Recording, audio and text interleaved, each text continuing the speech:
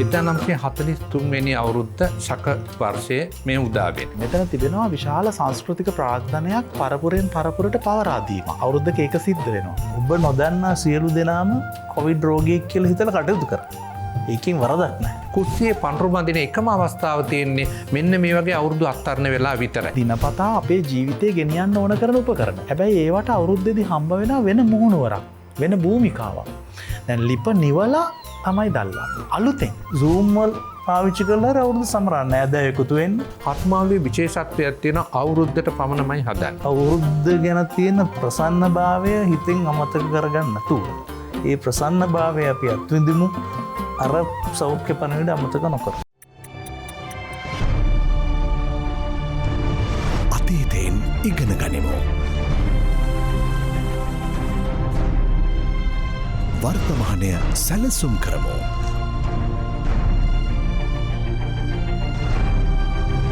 අනාගතය හැඩගස්වමු.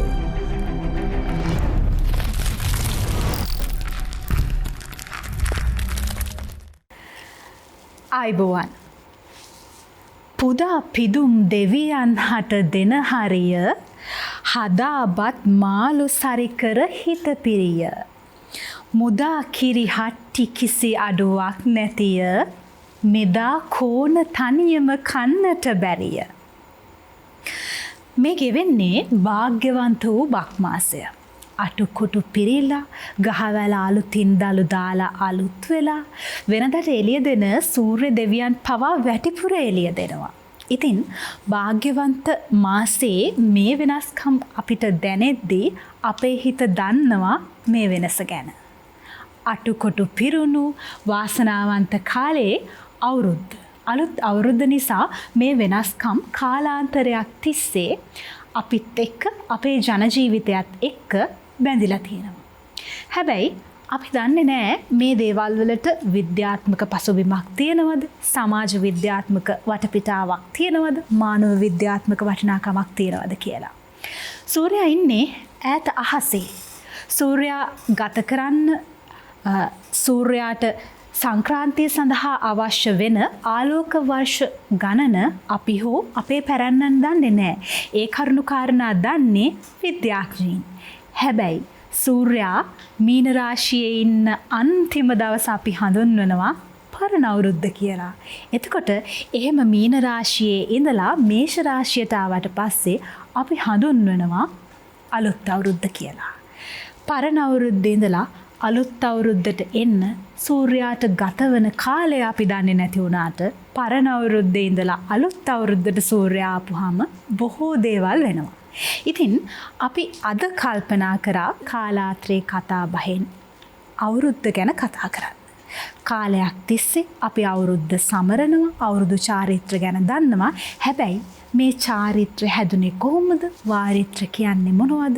මේවා අපි වගේම අපේ දරුවන්ට නැත්තම් අනාගතයට ඉතිරි කරන්න ඕනි. ඒ නිසා අපිට ආලෝකය දෙන සූර්යාට වන්දනාමාන කරන, අපේ පිපාසය නිවන ජලයට පවා නමස්කාර කරන අලුත් අවුරුද්ද ගැන අපි අද කතා කරන්න සූදානම්. කාලාත්‍රේ කතා බහේ අද අපේ ප්‍රස්තුතය කෝණ මංගල්‍ය.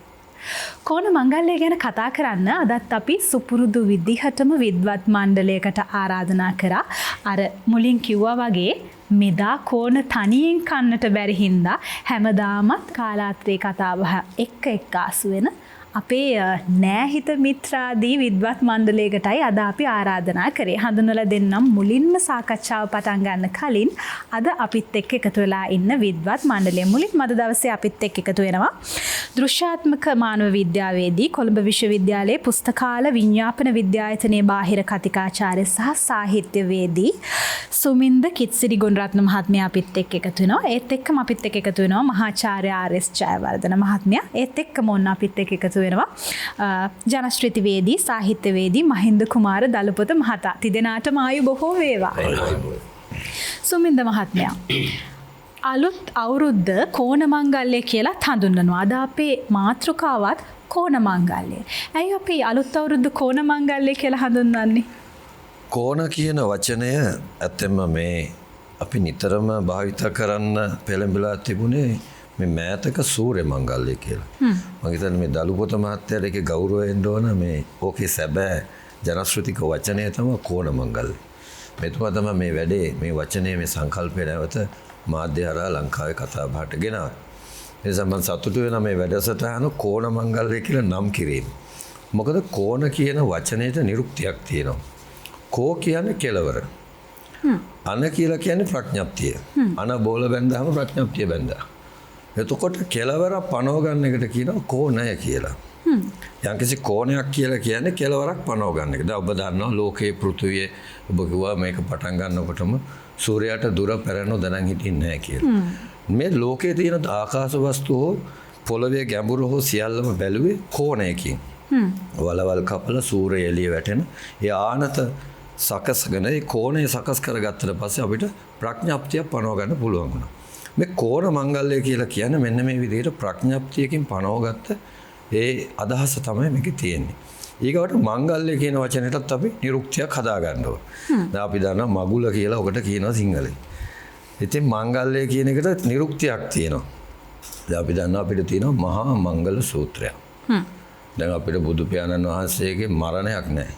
අපිට තියෙන පරිනිර්වාණ මංගල්‍ය. එහෙනම් මේ මංගල කියන වචනේ මරණයට අවමංගල්‍ය කියලා කියනවා. ඒ කියන්නේ මංගල කියන වචනේට අර්ථය මොකක්ද? අංග මංගජ මංගලම් කියනවා. මේ මංගල කියලා කියන්නේ මං ගෑල කියලා කියන්නේ මනසේ ගෑවිලා බැඳිලා තියෙන අවස්ථාවට අපි කියනවා මංගල කියලා. මනසට ගෑවිලා අන් කියන්නේ ආහාර. මනසට ආහාර වශයෙන් ඒ කියන්නේ ලය බැඳිලා තියෙන තැන මංගලයි. ඒ කියන්නේ අපිට මංගල අවස්ථා කියලා අපි හුඟක් වෙලාවට සලකන අවස්ථා. දරුවෙක් ඉපදෙන වෙලාව. මල්වර මංගල්‍ය. ඊට පස්සේ විවාහ මංගල්‍ය. ඊට පස්සේ අවමංගල්‍ය. ටික ඒකත් අවමංගල්‍යත් මනසට ගෑවිලා බැඳිලා තියෙන වෙලාව. අපි ඒකට ද්වේෂයෙන් තමයි අපි අනනවා වැළපෙන නමුත් මනසට බැඳිච්ච අවස්ථාව. අපි මේ තරහ ගියාමත් කියනවනේ මොන අට මංගල්‍යයක්ද ගන්නෑ කියලා. ඒ අෂ්ට මංගල්‍ය කියලා කියන්නේ ඒ වෙනත් සංකල්පයක්. එතකොට මේ මංගල කියලා ලෞකික මංගල ටිකක් අපිට තියෙනවා. එතකොට දිට්ඨ මංගල, සුත මංගල, මුත මංගල කියලා මේ බමුණු සම්ප්‍රදායේ මංගල තිබුණා. දකින්න කැමති ඒවා. එතකොට අපි කිව්වා මේ පිරිපුන් කලයක් සහිතව ලියක් ආවොත් ඒක මංගල ලකුණක් කියලා. නමුත් අපේ සම්ප්‍රදායේ මංගල කියන්නේ මහා මංගල. අපිට බුදුහාමුදුරුවෝ නිසා අපිට ඇතිවෙච්ච මේ හෙළ භාෂාවේ හෙළ සංස්කෘතිය මේ බුදුදහමේ වැටිච්ච ගැඹුරු පදනම තුල අපිට මහා මංගල්‍යයන් දීලා තියෙනවා. පළවෙනි මංගල්‍යය තමයි අපිට දීලා තියෙන්නේ අසේවනාච බාලාණන් කියන එක. ඒක තමයි පළවෙනි මංගල්‍යය. මේ බාලය අසුරු කරන්න එපා. බාලයන්ට නිර්වචනයක් තියෙනවා, ඩෙෆිනිෂන් එකක් තියෙනවා. මොකද්ද බාලය? අන්ධෝ බාලෝ පුතඥෝ. මේ පුතඥය එක තමයි බාලය කියන්නේ. දැන් පුතඥ කිව්වේ මොකද්ද? පුතඥ කියලා කිව්වේ 6-4 දන්නේ නැති. එහෙම නැත්නම් මේ ලෝකයේ මේ ආස්වාදයන්ගේ ආදීනවන්ගේ නිස්සරණය දන්නේ නැති මිනිහට. ඒ නිසා මේ කෝණ මංගල්‍ය කියන එක හරි ගැඹුරින් අපි ගන්න ඕන. ඒ ගැඹුරින් ගත්තාම මට හිතෙනවා මේකේ ආධ්‍යාත්මික අර්ථයක් තියෙනවා. දාර්ශනික අර්ථයක් තියෙනවා. ඒ වගේම සංස්කෘතික අර්ථයක් තියෙනවා. ඒ නිසා මේ අර්ථ කීපයක්ම ගලපගෙන කතා කරන්න පුළුවන් කෝණ මංගල්‍ය කියන සංකල්පය හරහා ගත්තාම. ඒ නිසා අවුරුදු කෝණය කියලා කියන්නේ ඔබ දන්නව නැකත් 27ක් තියෙනවා. රේවති අස්විද නැකත් දෙක අතර රාශි චක්‍රය සහ මෙතන තියෙනවා ගණ්ඩාන්ත සංධිය. ඒ වගේ ගණ්ඩාන්ත සංධි තුනක් අපේ රාශි චක්‍රයේ තියෙනවා. මේ ගණ්ඩාන්ත සංධි කියලා කියන්නේ හරියටම රාශි චක්‍රයේ රාශි දෙකක් සහ නැකත් චක්‍රයේ නැකත් දෙකක් එකට එකතු වෙනවා. මේ තැන් තුන මේ විශ්ව චක්‍රයේ පුපුරලා යන්න. එහෙම නැත්නම් මේ විශ්ව චක්‍රයේ දුර්වල තැන් තුනක් විදිහට තමයි පැරණු සැලකුවේ. අන්තරීක්ෂ ශක්තියෙන් දුර්වලයි. ඒ හින්දා මේ අවස්ථා තුනම අපේ යම්කිසි යාතුකාර්මික අවස්ථා. දැන් අපි ගත්තොත් ඇහැල කෝණේ ඇහැල පෙරහැරවල් යාතුකා මෙතුමා හොඳටම දන්නවා මෙතුමා ඔය හැම කෝණ මංගල තුනේම පේන්නේ ඉන්නවා. ඒතකොට ඇහැල මංගල්‍ය එහෙම තියෙනවා. ඊගාවට ඔය මෑතක තියෙන ධනුරවි ගමන් කරන කාලෙත් ඒ ආකාරයෙන්ම යෙදෙනවා. ඒ නිසා මේ ඒවා ජ්‍යොතිෂය සඳහන් කරන්නේ ගණ්ඩාන්ත කියලා. දැන් මේ අවස්ථාවල දරුවෝ ඉපදෙන එකත් හොඳ නැහැ කියනවා ගණ්ඩාන්තවල.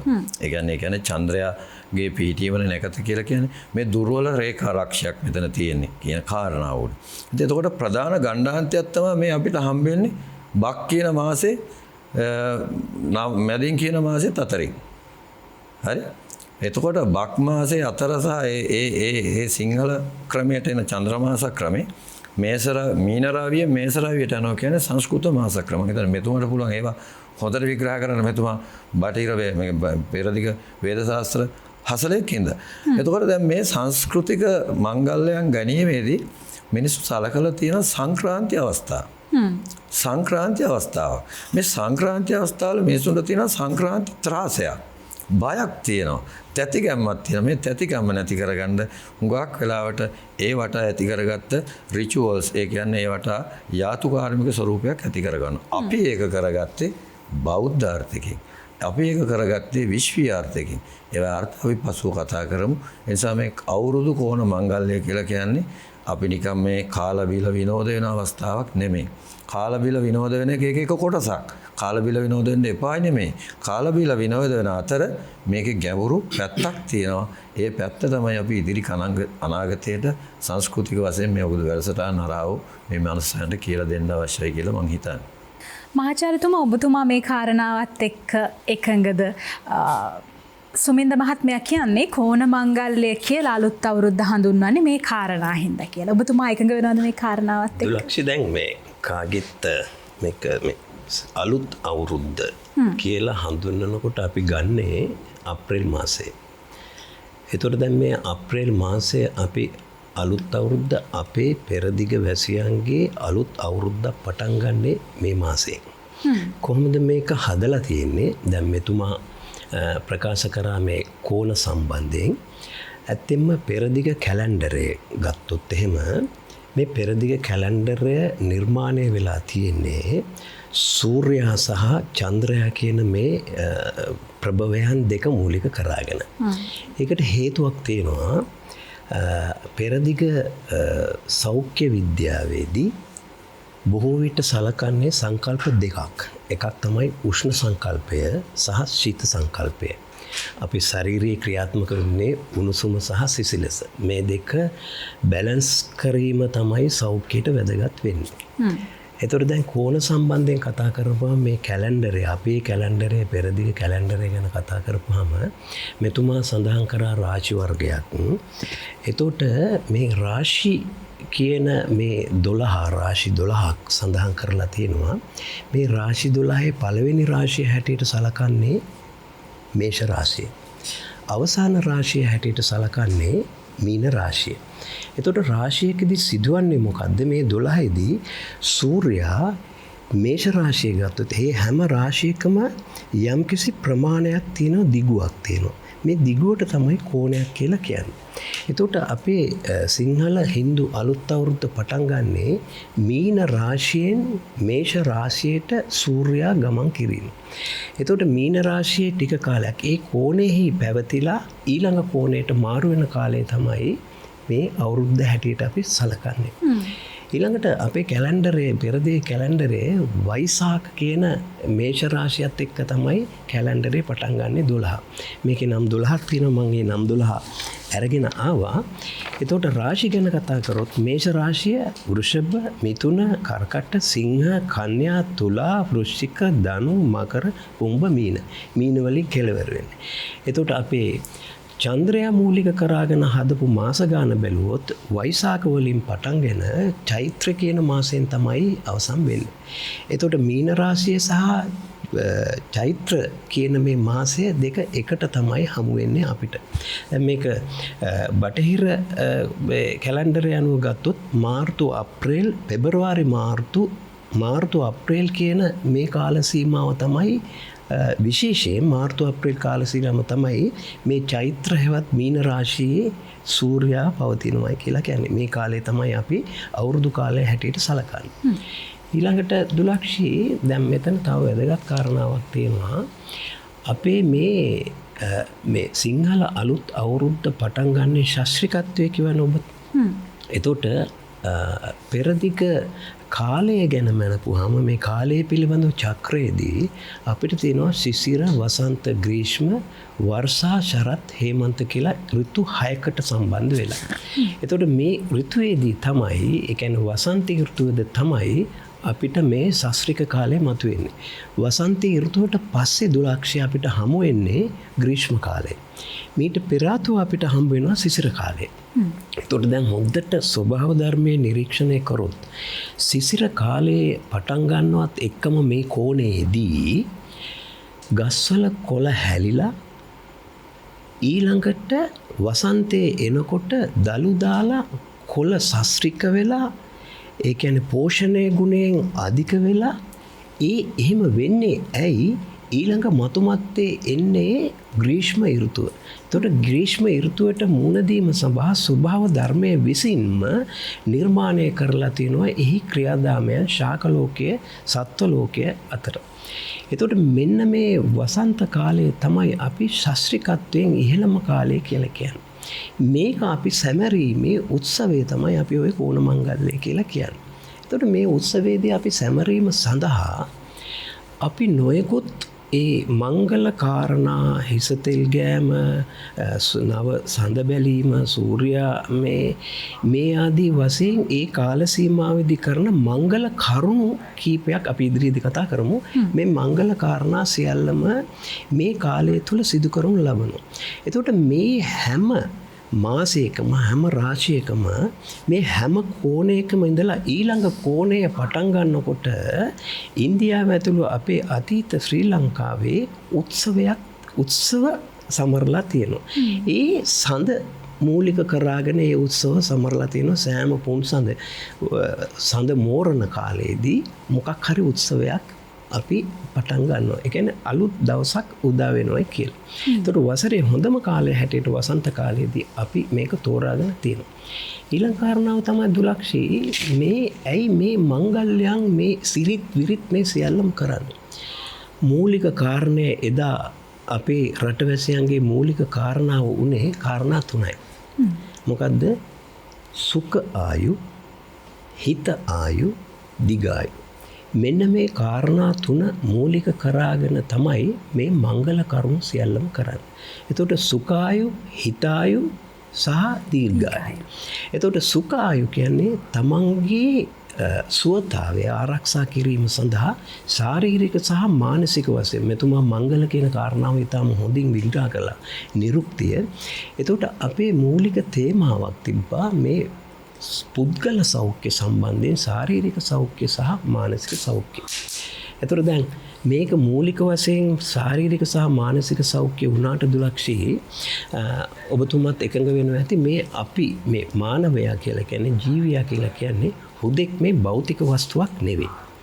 එය පැතිකඩවල් කොටස් රාශියක සුසංයෝජනයක්.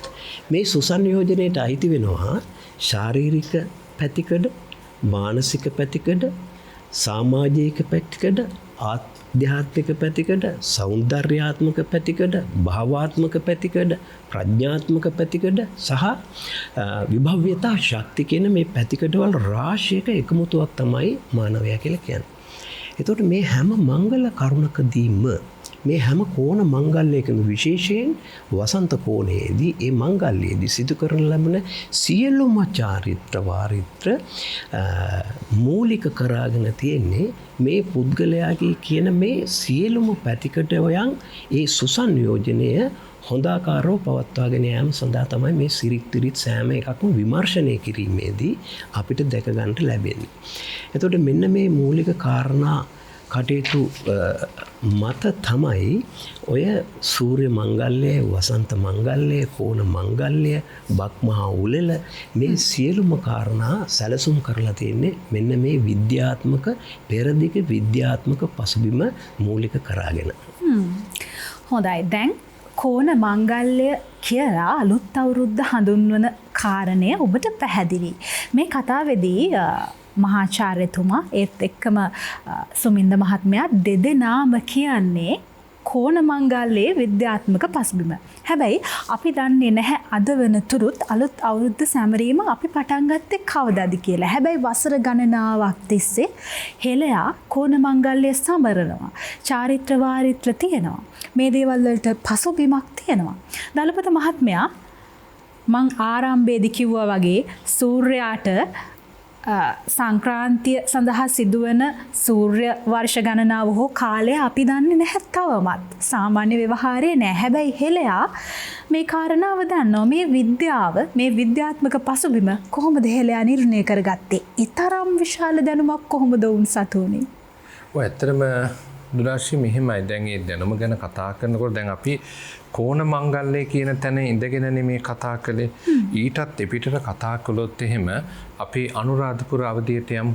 ඒ අවධියේදී එහෙම අපි කෝණ මංගල්‍යය කියන එක භාවිතා කළාද කියන එක දන්නේ නැහැ. ජන සම්ප්‍රදාය කොහොම ආවද කියන එක මූලාශ්‍ර නැහැ. හැබැයි ඒ යුගයේත් අනිවාර්යයෙන්ම බක් මාසේ සැමරුමක් කරලා තියෙනවා. ඒකට කිව්වේ නැකත් කෙලිය කියලා. මහා වංශයේ සඳහන් වෙන්නේ අතීත මූල ග්‍රන්ථවල සඳහන් වෙන්නේ නැකත් කෙලි. ඒතොර රජ්ජුරුව මුල් කරගෙන තමයි මේ නැකත් කෙලි කරලා තියෙන්නේ. එතකොට බක් මාසෙත් පොය දිනේ පදනම් වෙන්නේ. ඒතොර බලන්න මේ ජ්‍යොතිර්වේදයත් එක්ක මේවා සම්බන්ධ වෙන විදිය. මෙහිම පදනම් වෙනවත් එක්කම තමයි ඊටා ඈතක අපි දන්නේ මේ දවස වකවානු කොතනද කොහොම ආරම්භ වුණාද කියලා. දැන් දුරාචිත මේ දවස්වල ඇහෙනවා ඇතිනේ මිත්‍රේ කෑ ගහනවා ගෙදර දොරකට ඇහුණාද? හරි. ඇහෙනවා. දැන් අපි කියන්නේ කොහා කියලානේ. ඒතකොට අවුරුදු කුරුල්ලා විවිධ නම් තියෙන පොදුවේ ලංකාවේ කියන්නේ කොහා කියලා. හැබැයි මේ කොහාට අපේ ගැමි වහරේ සහ අපේ ජන සම්ප්‍රදායේ සම්මත වෙලා තියෙන කෝණ කුරුල්ලා කියලා. කෝණ කුරුල්ලා ඇවිල්ලා තමයි කෝණ මහ උදා වෙනවයි කියන එක මිනිස්සුන්ට sannivedanaya කරයි කියන. ඒතකොට බණ්ඩාර කෝණ කියන සම්ප්‍රදායත් එක්ක මේක බැඳුණු වේද. ඒතකොට මේවා අර විද්‍යාත්මක පදනම මම මේ කියන්නේ මේ පරිසරයත් එක්ක. ඊට පස්සේ මම හිතන්නේ දැක්කද දන්නේ කෝණ මහට මලක් පිපෙනවා. දැක්කද එහෙම? රතු පාට ලස්සන මල. රතු. ඒතකොට අපි කියනනේ ඉරබුදු මල කියන. ඉතින් මේ මල හැඳින්වෙන්නේ කෝණ මල කියලා. ඊට පස්සේ කෝණ කැවිලි කියලා කියනවා. දැන් මේ තියෙන කැවිලි වර්ග අවුරුද්දේ මොකද අපි කියන්නේ අවුරුදු කෑමද කියලා නෑනේ.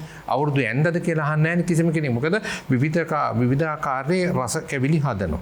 මෙතන මේ දේවල් එක්ක. ඒතර මේ කෝණ කියන පිළිවෙතත් එක්ක. ඒතකොට මේ ජ්‍යොතිර්වේදී පදන. අර ඔබ කියනවා වගේ දැන් මේ අර දුර ප්‍රමාණ ගණනය කර ගැනීම. මම හිතන්නේ අපේ මුතුන් මිත්තන්ට දැනුම තිබුණා. ඒ දැනුම තිබුණ හින්දා තමයි මේ බක්මහ පදනම් කරගෙන මේ විදියට සම්ප්‍රදාය ගොඩනගෙන. මොකද දැන් අලුත් අවුරුද්ද කියනනේ වර්තමානයේ අපි හැමෝම කියන්නේ අලුත් අවුරුද්ද. අලුත් අවුරුද්ද කියන එක ඉතා මෑත අවදී ආපු විවහාරයක්. ඊට පෙර අලුත් අවුරුද්ද කියන එක කියන නෑ. දුරාතීතයේදී කෝණ මංගල්‍ය බවට පත් වෙනවා. කෝණ මංගල්‍ය වඩා ඒ කියන්නේ අනුරාධපුර අවදී අපිට දැනට මූලාශ්‍ර හම්බෙන්නේ ඈත කියන්නේ අපිට විවිධ ජන කතා තියෙනවා. ඒවා පුරාණෝක්ති ජන කතා තියෙනවා. එතකොට මේ ජන ප්‍රවාද තියෙනවා. ඒ වගේ අපිට දිනවකවානුව තීන්දුව කරගන්න බෑ. හැබැයි අනුරාධපුර අවදීදී තමයි අපිට මුණ ගැහෙන්නේ නැකත් කෙඩිය කියන දේ. ඒක වඩා විචිත්‍රවත් වෙන පොළොන්නරු අවදීදී. මොකද එතකොට අන්න අර Hindu මූලාශ්‍රයනුත් එන්න පටන් ගන්නවා. ඇවිල්ලා දැන් මේක එකට සම්බන්ධ වෙනවා. ඒක සම්මිශ්‍රිත සංස්කෘතියක් විදිහට තමයි රාජ්‍යත්වයත් එක්ක මේක ලංකා පුරාම ගමන් කරන්නේ. අවසානයේ සෙන්කඩගලට එනවා. සෙන්කඩගල අවදීදීත් එනකොට අපි ඔන්න මේ සූර්යයා පදනම් කරගෙන දැන් එතකොට මුල් කාලේ චන්ද්‍රයාට පදනම් වෙලා තියෙන්නේ. චන්ද්‍ර සම්ප්‍රදායය තමයි අපි අනුගමනය කරලා තියෙන්නේ. හැබැයි ඊට පස්සේ තමයි අපි සූර්ය සම්ප්‍රදායට එන්නේ. ඒතකොට ඒක අනිවාර්යයෙන්ම Hindu බලපෑම් අපිට ඇවිල්ලා තියෙනවා. ඒතකොට සූර්ය සම්ප්‍රදායයේදී තමයි මේ කෝණ කියන පිළිවෙත් තියෙන. අතීතෙත් තිබුණා. හැබැයි සංස්කෘතියක් විදියට වඩා විචිත්‍ර විදියට සමාජගත වීම වෙලා තියෙනවා. ඊට පස්සේ සෙන්කඩගල අවදීන් පස්සේ තමයි අලුත් අවුරුදු කියන භාවිතාවන් තියෙන. මේ සියල්ල අතරේ තියෙන්නේ විද්‍යාත්මක විවහාරයක්. මොකද දැන් අපි දන්නවා අලුත් අවුරුදු කාලේ එනකොට මේ සුභාදාමේ වෙනසක් සිද්ධ වෙනවනේ. ඒතකොට මේක විද්‍යාත්මක අධ්‍යයනයක් නෙමෙයිද? සුභාදාමේ පරිසරයක වෙනසක් වෙනවා. ඒ වෙනස අනිවාර්යයෙන්ම නිත්‍යම වෙනවා. දැන් මොකද්ද කොහා අඬලන එක වෙන්න පුළුවන්, නැත්නම් ඉරබුදු පිපෙන එක වෙන්න පුළුවන්, ගහකොළේ පළතුරු සහ පළ දැරීම වෙන්න පුළුවන්. ඒතකොට මේවා මේ සුභාදාමත් එක්ක බැඳිලා තියෙනවා. ඒකත් එක තමයි අපි චාරිත්‍ර සම්ප්‍රදාය ගොඩනගාගෙන තිබුණේ. අපේ පැරැන්නන්ට වමනා වුණා මේ චාරිත්‍ර මේ වඩා විචිත්‍ර විදියට මිනිසුන්ට කියා හදා දෙන්න. මොකද ජ්‍යොතිර්වේදය කියන්නේ ගණිතමය ගණනය කිරීම සම්ප්‍රදාය. ඒතකොට ඉරට දුර කොච්චරයිද සඳට දුර කොච්චරයිද කියන එක නෙමෙයි. ඒක සම්ප්‍රදායක් සහ සංස්කෘතියක් බවට පත් කරා. දැන් අලුත් අවුරුද්දේදී තියෙනවා දුලාශේ පරණ අවුරුද්දට හඳ බැලීම කියලා සම්ප්‍රදායක් සහ චාරිත්‍රයක්. ඊගාට තියෙන අලුත් අවුරුද්දට හඳ බැලීම. ඇයි ඒ? අතීතයේ තිබුණ චන්ද්‍ර මාස සම්ප්‍රදාය. අපේ සමස්ත ගොවිතැන් සංස්කෘතියම ගොඩනැගුණේ චන්ද්‍ර මාස සම්ප්‍රදාය. අදටත් මම හිතන්නේ වර්තමානයේ ගත්තොත් අපි වර්ධගත ප්‍රධාන තැන මෙතන. අපේ මුළු ගොවිතැන් සම්ප්‍රදායේ නූතනත්වයේ බිඳ වැටෙන්න එක හේතුවක් චන්ද්‍ර මාස සම්ප්‍රදාය අත්හැරීම. සුභාදාම අපිට වෙනස් කරන්න බෑනේ. ආණ්ඩුවයි ඒව වෙනස් වෙනව තමයි. හැබැයි හඳ ඉර කියන එක ආණ්ඩුවෙන් ආණ්ඩුවට වෙනස් වෙන්නේ නැහැ. සුභාදහමේ බලපන් වඩදිය බාදිය ක්‍රියාවලිය සුභාදහමටයි ඒක ආණ්ඩුවටයි එකක් නෙමෙයි. මෙන්න මේක අපේ පැරණන්ට අවබෝධයක් තිබුණා. ඒ අවබෝධය තිබ්බ හින්දා තමයි සඳට මුල් තැනක් කියන ගෞරව කිරීමක් කරා. හඳට අපිට කිට්ටු වෙන්න බෑනේ. ඒ ගණිතමය වශයෙන් අපි ඒ ගණනය කර ගැනීම කරගත්තර සාමාන්‍ය වැසියට හඳත් එක ගනුදෙනු කරන්න බෑනේ. ඒකට ඒගොල්ලෝ මොකද කරන්නේ? අවුරුද්දේදී හඳ බලනවා. හඳ බලලා අපි චාරිත්‍ර හදාගත්තා. මෙන්න මේම එන්නේ අර භෞතික ක්‍රියාවලිය සහ විද්‍යාත්මක සංස්කෘතිය ඇතුලේ එකිනෙකාට විවහාර කරන්න පුළුවන් පරිසරයක් හදාගන්නවා. නැත්නම් සංස්කෘතියකට පැවැත්මක් නැහැ. ඒ නිසා තමයි පරණ අවුරුද්දේදී මොකද කරන්නේ? පරණ අවුරුද්දේදී ඇයි හඳට ගරු කරේ?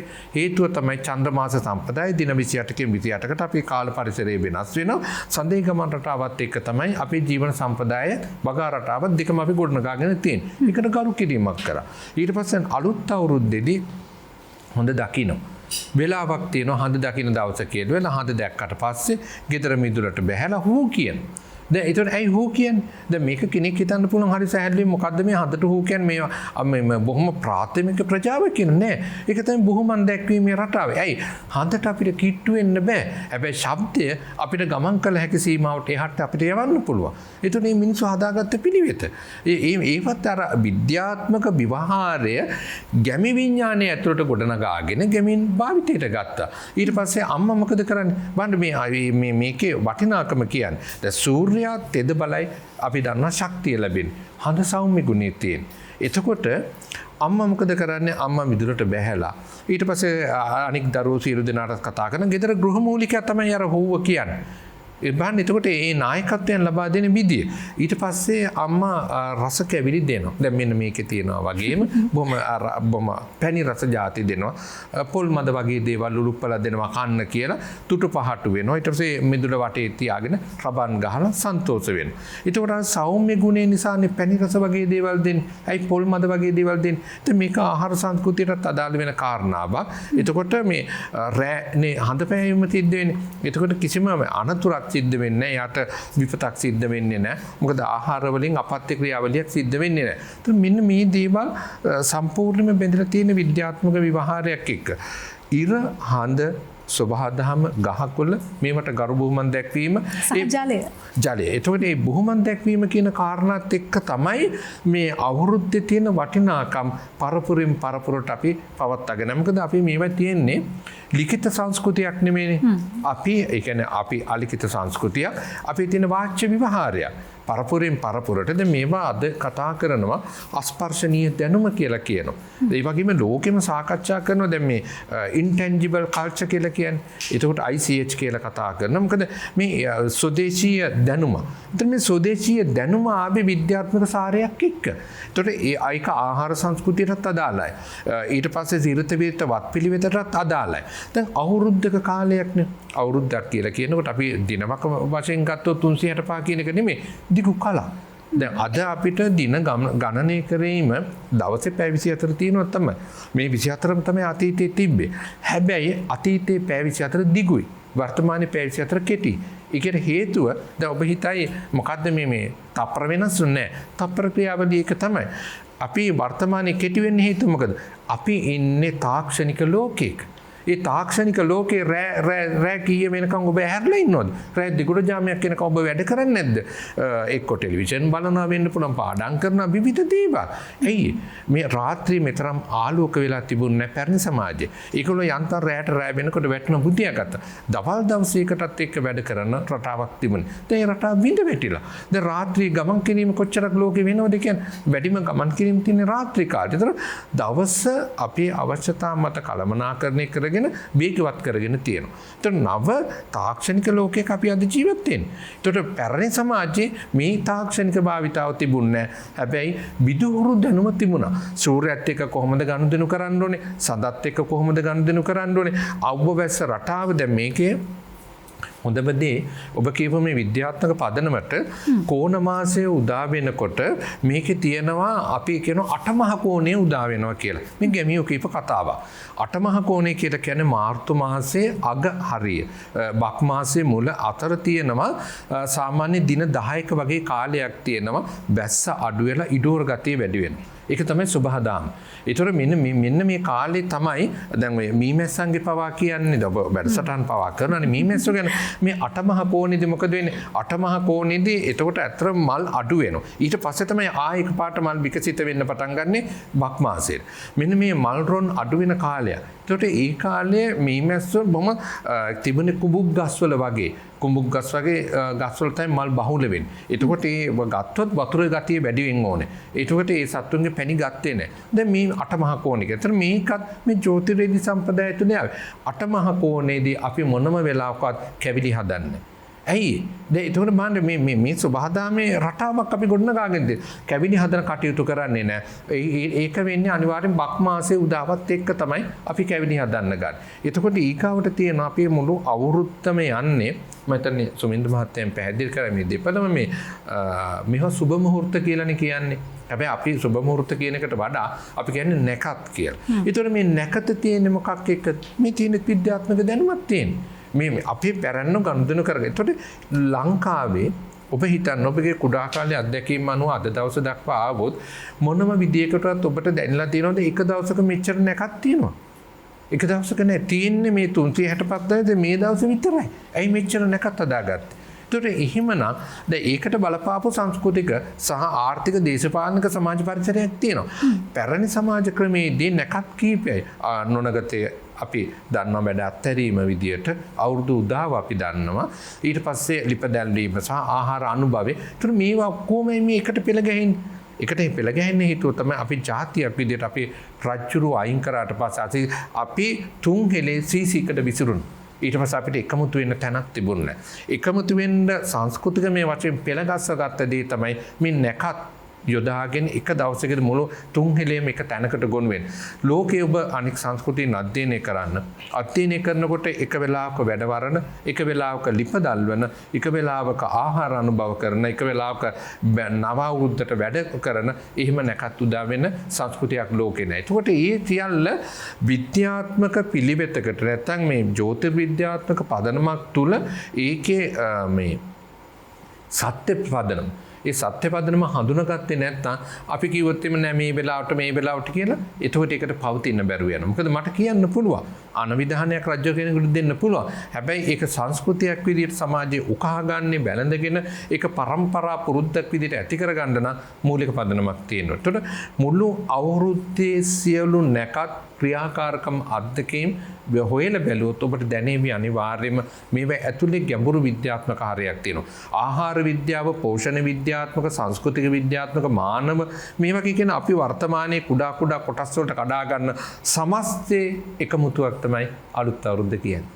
තවත් බොහෝ දේවල් කතා කරන්න සූදානම් වෙනවා කෝණ මංගල්‍ය පිළිබඳව. කෝණ මංගල්‍ය පේන තෙක් මාන ඉන්න නිසා මේ කරුණු ඔබට අපට රටට ඉතාම වැදගත්. හැබැයි ඊට කලින් විරාමයක් ගන්න අවශ්‍යයි. අපි ප්‍රධාන පාලක මැදිරියත් එක්ක එකතු වෙලා නැවතත් වැඩසටහනත් එක්ක එකතු වෙන්න සූදානම්.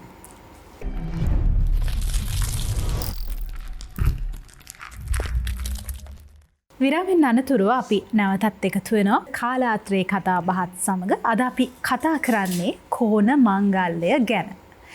කතිකාචාර්යතුමා දැන් කෝණ මංගල්‍ය කියන කාරණාව පිළිබඳව විද්වත් මණ්ඩලයේ තිදෙනාම කතා කරා. දැන් අපිට කාරණාව බොහොම පැහැදිලි. දවස් 365ක් ගෙවිලා ජනවාරි 1 වෙනිදා උදා වෙද්දිත් අපි සුබ ප්‍රාර්ථනා කරන්නේ සුබ නව වසරක් කියලා. දැන් කෝණ මංගල්‍ය උදා වෙද්දිත් බක් මාසෙත් අපි සුබ නව වසරක් වේවා නැත්නම් සුබ අලුත් අවුරුද්දක් වේවා කියලා සුබ ප්‍රාර්ථනා කරනවා. ජනවාරි 1 වෙනිදාත් අලුත් අවුරුද්දක් උදා වෙනවා. හෙලයින් විදිහට අපි විශ්වාස කරනවා අප්‍රේල් මාසෙත් අලුත් අවුරුද්දක් උදා වෙනවා කියලා. මේ කෝණ මංගල්‍ය උදා වීමේදී හෙලයන්ගේ අවුරුද්ද සූර්ය මංගල්‍යද නැත්නම් මේ ජනවාරි මාසේ උදා වෙන අලුත් අවුරුද්දද? ඇත්තම මේ හොඳ ප්‍රශ්නයක්. මම හිතේ දලුපොත මහත්තයත් මේ කතාව දන්නවා. මේ ජනේරුවට කිරිබත් හොයාගෙන මම ප්‍රසිද්ධ හිමිනමක් හමු වෙන්න ඔය සුද්ධ පාලනය කරන කාලේ එක කාන්තාවක් කෙනා මට මතක විදියට ස්වාමීන් වහන්සේ පානදුරේ කවුද අපේ කඩුවේ සුමංගල හාමුදුරුවෝ පන්සලේ ඉන්න වෙලාවක ඉතින් මොකද බොල කිරිබත් ගෙනාවේ කියලා අහුවාම කියන අපේ ආදරේ ජනේරුවනේ අවුරුද්දනේ කියලා. කොයිද බොල ජනේරුවට අපිට අවුරුදු අපේ අවුරුද්දක් තියෙනවා කියලා දැන් මහදුර හරි සංවේගයකටපත් වෙලා මේ සුද්දාගේ අවුරුද්දක් අපි මේ පටලවගෙන කිරිබත් කණ්ඩලා ඇත්තේනවා.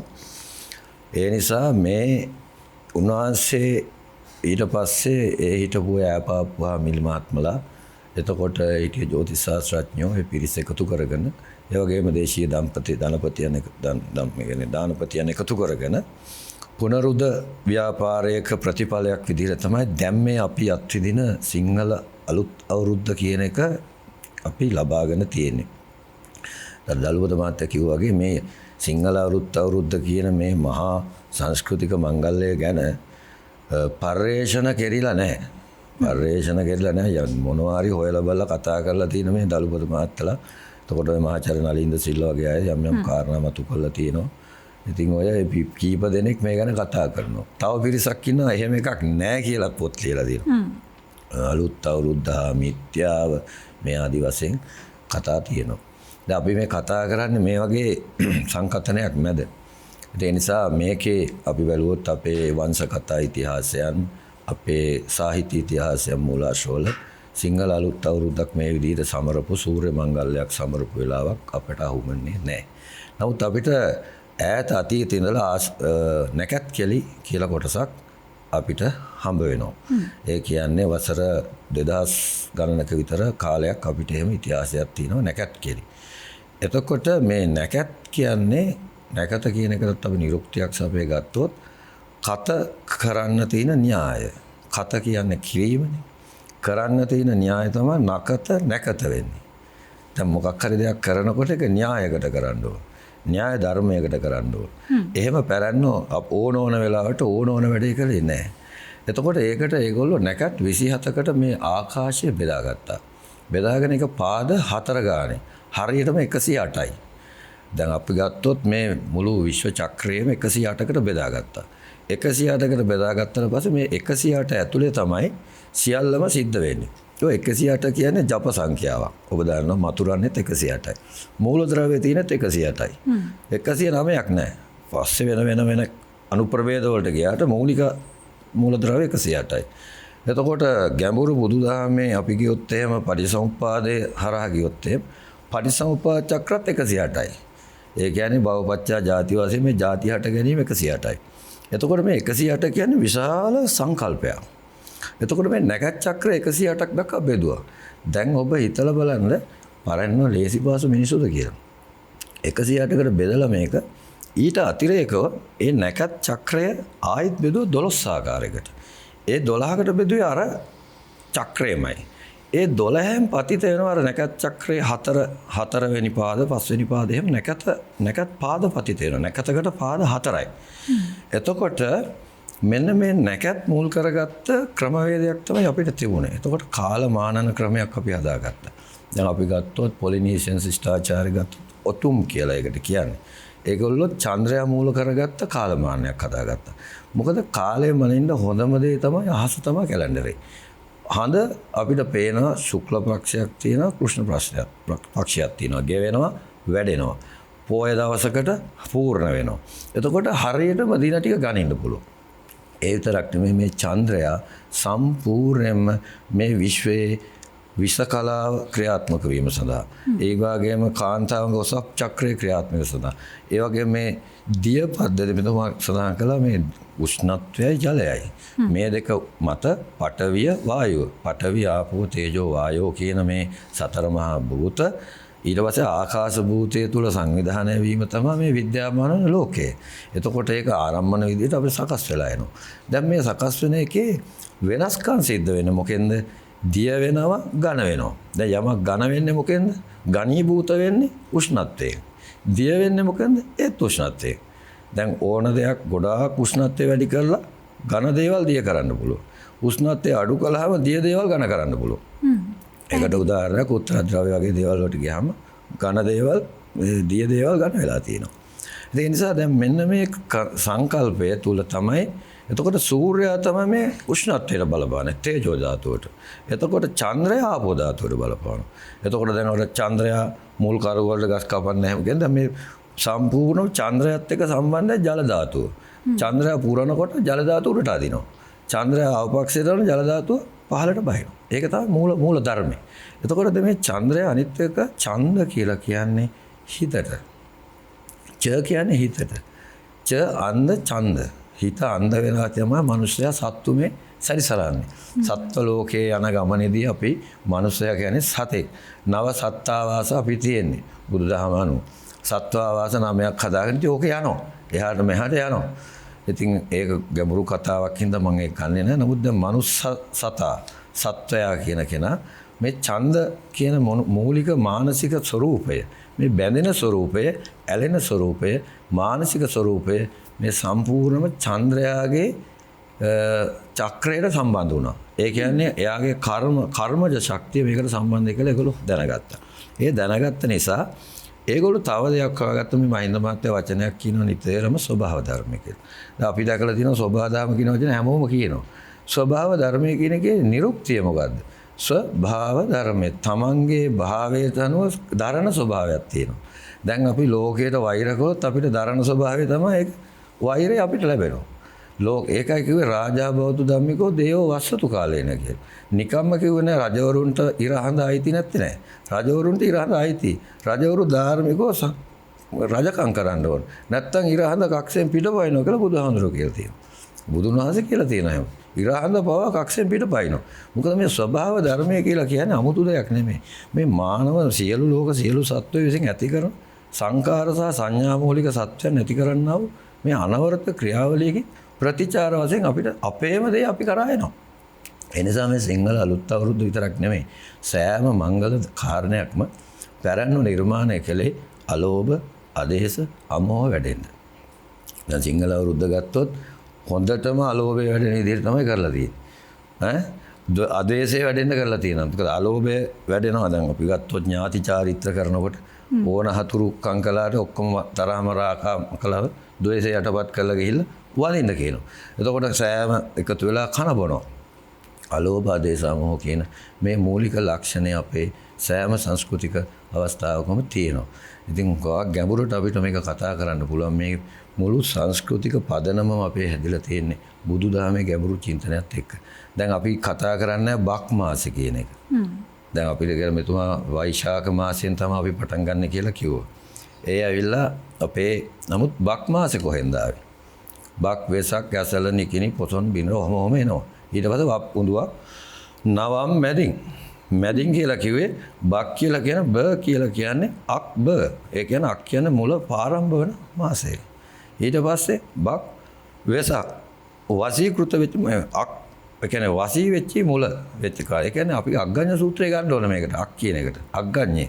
එතකොට මේ බිහි වෙච්ච කාලය තමයි මේ කියන්නේ. මේ අපේ බිම මේ බිම මාචාර්ය රාජ සෝමදේව පෙන්නනවා අවුරුදු 50000කට ලක්ෂ ගානකට එහා මේ බිමක් මේක. මේ බිමේ තියෙන දේවල් හුඟක් වෙලාවට අපිට තියෙන දෙයක් තමයි අපිට තියෙන දත්තයන් තියෙන්නේ මේ මෑතක දත්තයන්. අපි ගත්තොත් අපි ඉන්දියාවට ලිඛිත ඉතිහාසයක් නැහැ. ඉන්දියාවට අපිට වගේ පෙන්වන්න වංශ කතා නැහැ. අපිට වගේ පෙන්වන්න සාහිත්‍ය මහා සාහිත්‍ය කෘති හරහා ගොඩනැගිච්ච දෙයක් නැහැ. ඒගොල්ලන්ට තියෙනවා දේවල්. නමුත් ඒගොල්ලන්ට මේ විදිහට ආපු රේඛීය ලීනීය ඉතිහාසයක් පෙන්වන්න රජ පෙළපතක් පෙන්වන්න ක්‍රමයක් නැහැ. ඒගොල්ලන්ගේ ඉතිහාසය ඒගොල්ලෝ ගොඩනගාගත්තේ පර්සියානු ඉතිහාසය හරහා. පර්සියානු ඉතිහාසය පර්සියන් රජවරු විවිධ වශයෙන් ඉන්දියාව ආක්‍රමණය කරපුවාම ඒගොල්ලෝ ලිව්වා අපි දන්න මහා ලැක්ෂණ පහ ඉන්දියාව ආක්‍රමණය කළා. ඒගොල්ලෝ ලියපු මූලාශ්‍ර අනුව තමයි ඉන්දියාවේ ඉතිහාසය ඒගොල්ලෝ ලියාගත්තේ. ඉන්දියාවේ ඊගාවට ඉතිහාසය ගොඩනගත්තේ ලංකාවේ මූලාශ්‍ර වලින්. ලංකාවේ මූලාශ්‍ර අනුව ඉන්දියාව මෙතුමා පැහැදිලිවම කැවුම් කොණ්ඩ කැවුම්. කොහෙවත් නැහැ. දැන් අපේ තියෙන පැණි කොමු කියලා පාලි සාහිත්‍යය. පැණි ඒ කියන්නේ අපේ සිංහල වචනේ පැණි කොමු. ඒවා තියෙන අපි දැන් පැණි කොමු පිසලා දුන්නා කියලා කියනවා. මම පැණි කොමු පිස කෑවේලු කියලා මහා ඉසුරෙක් කර තියෙන ඉල්ලිසජත්. මේවා මේ අපේ රටට ආවෙන එක දේවල්. ඒතකොට කිරිබත් කන රටක් කොහෙවත් සන්තෝෂෙට නැහැ. අපේ රට විතරයි කිරිබත් කන්නේ. මේ බත කිරිබතක් කරලා කන්නේ. ඒ නිසා මේකේ තියෙන විශාල පදනමක්.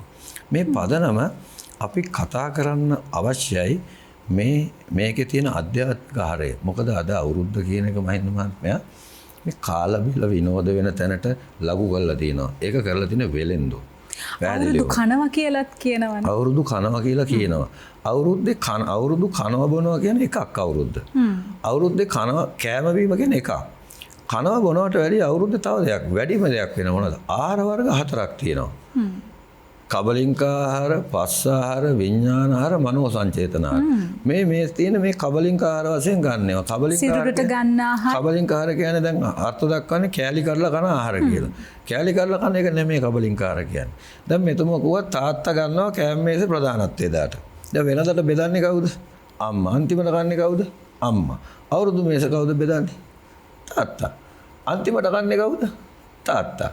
අන්න බලන්න. එතකොට ආහාර සම්ප්‍රදාය දැන් පෙරේතකම තිබ්බට කන්නත් බෑ. නොනගතේ කියලා අයින් කළා.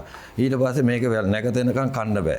මේ කන කියන්නේ අපි මේ ආශාවෙන් කෑම පෙරේතකමෙන් කන කෑම. එහෙම නැත්නම් මේ කෑම සංස්කෘතියක් තුල කෑම කියන එක. කෑම කියන එක සංස්කෘතියක් කළා අපිට. කෑම ඒකට තියෙන ගිජුකම ඒක අපේ පැවැත්ම සඳහා කරන චාරිත්‍රයක් විදියට සෙරමෝනියල් පොඩි අවසරයක් දෙන්න කතිකාචාර්යතුමා දලපත මහත්මයා මේ කෝණ මංගල්‍ය පටන් ගද්දිම අපි ලිබ් බැඳ කිරි උතුරවා කියලානේ කියන්නේ. ඊට පස්සේ මේසට එන්නේ කිරිබතක්. මේ බත බුලතට එහා ගිය කෝණ මංගල්‍යයේ කිරිවලට දෙන විශේෂත්වය මොකද්ද? ඇයි කිරිම උතුරන්නේ? ඇයි කිරිබතක්ම සකස් කරගන්නේ? මොකද්ද හේතුව මේ සඳහා? මෙහෙම ඒකට හේතුව තමයි අපි දුරාතීත ඉඳලා ගවයත් එක්කන අපේ සංස්කෘතිය ගොඩනගා ගත්තේ.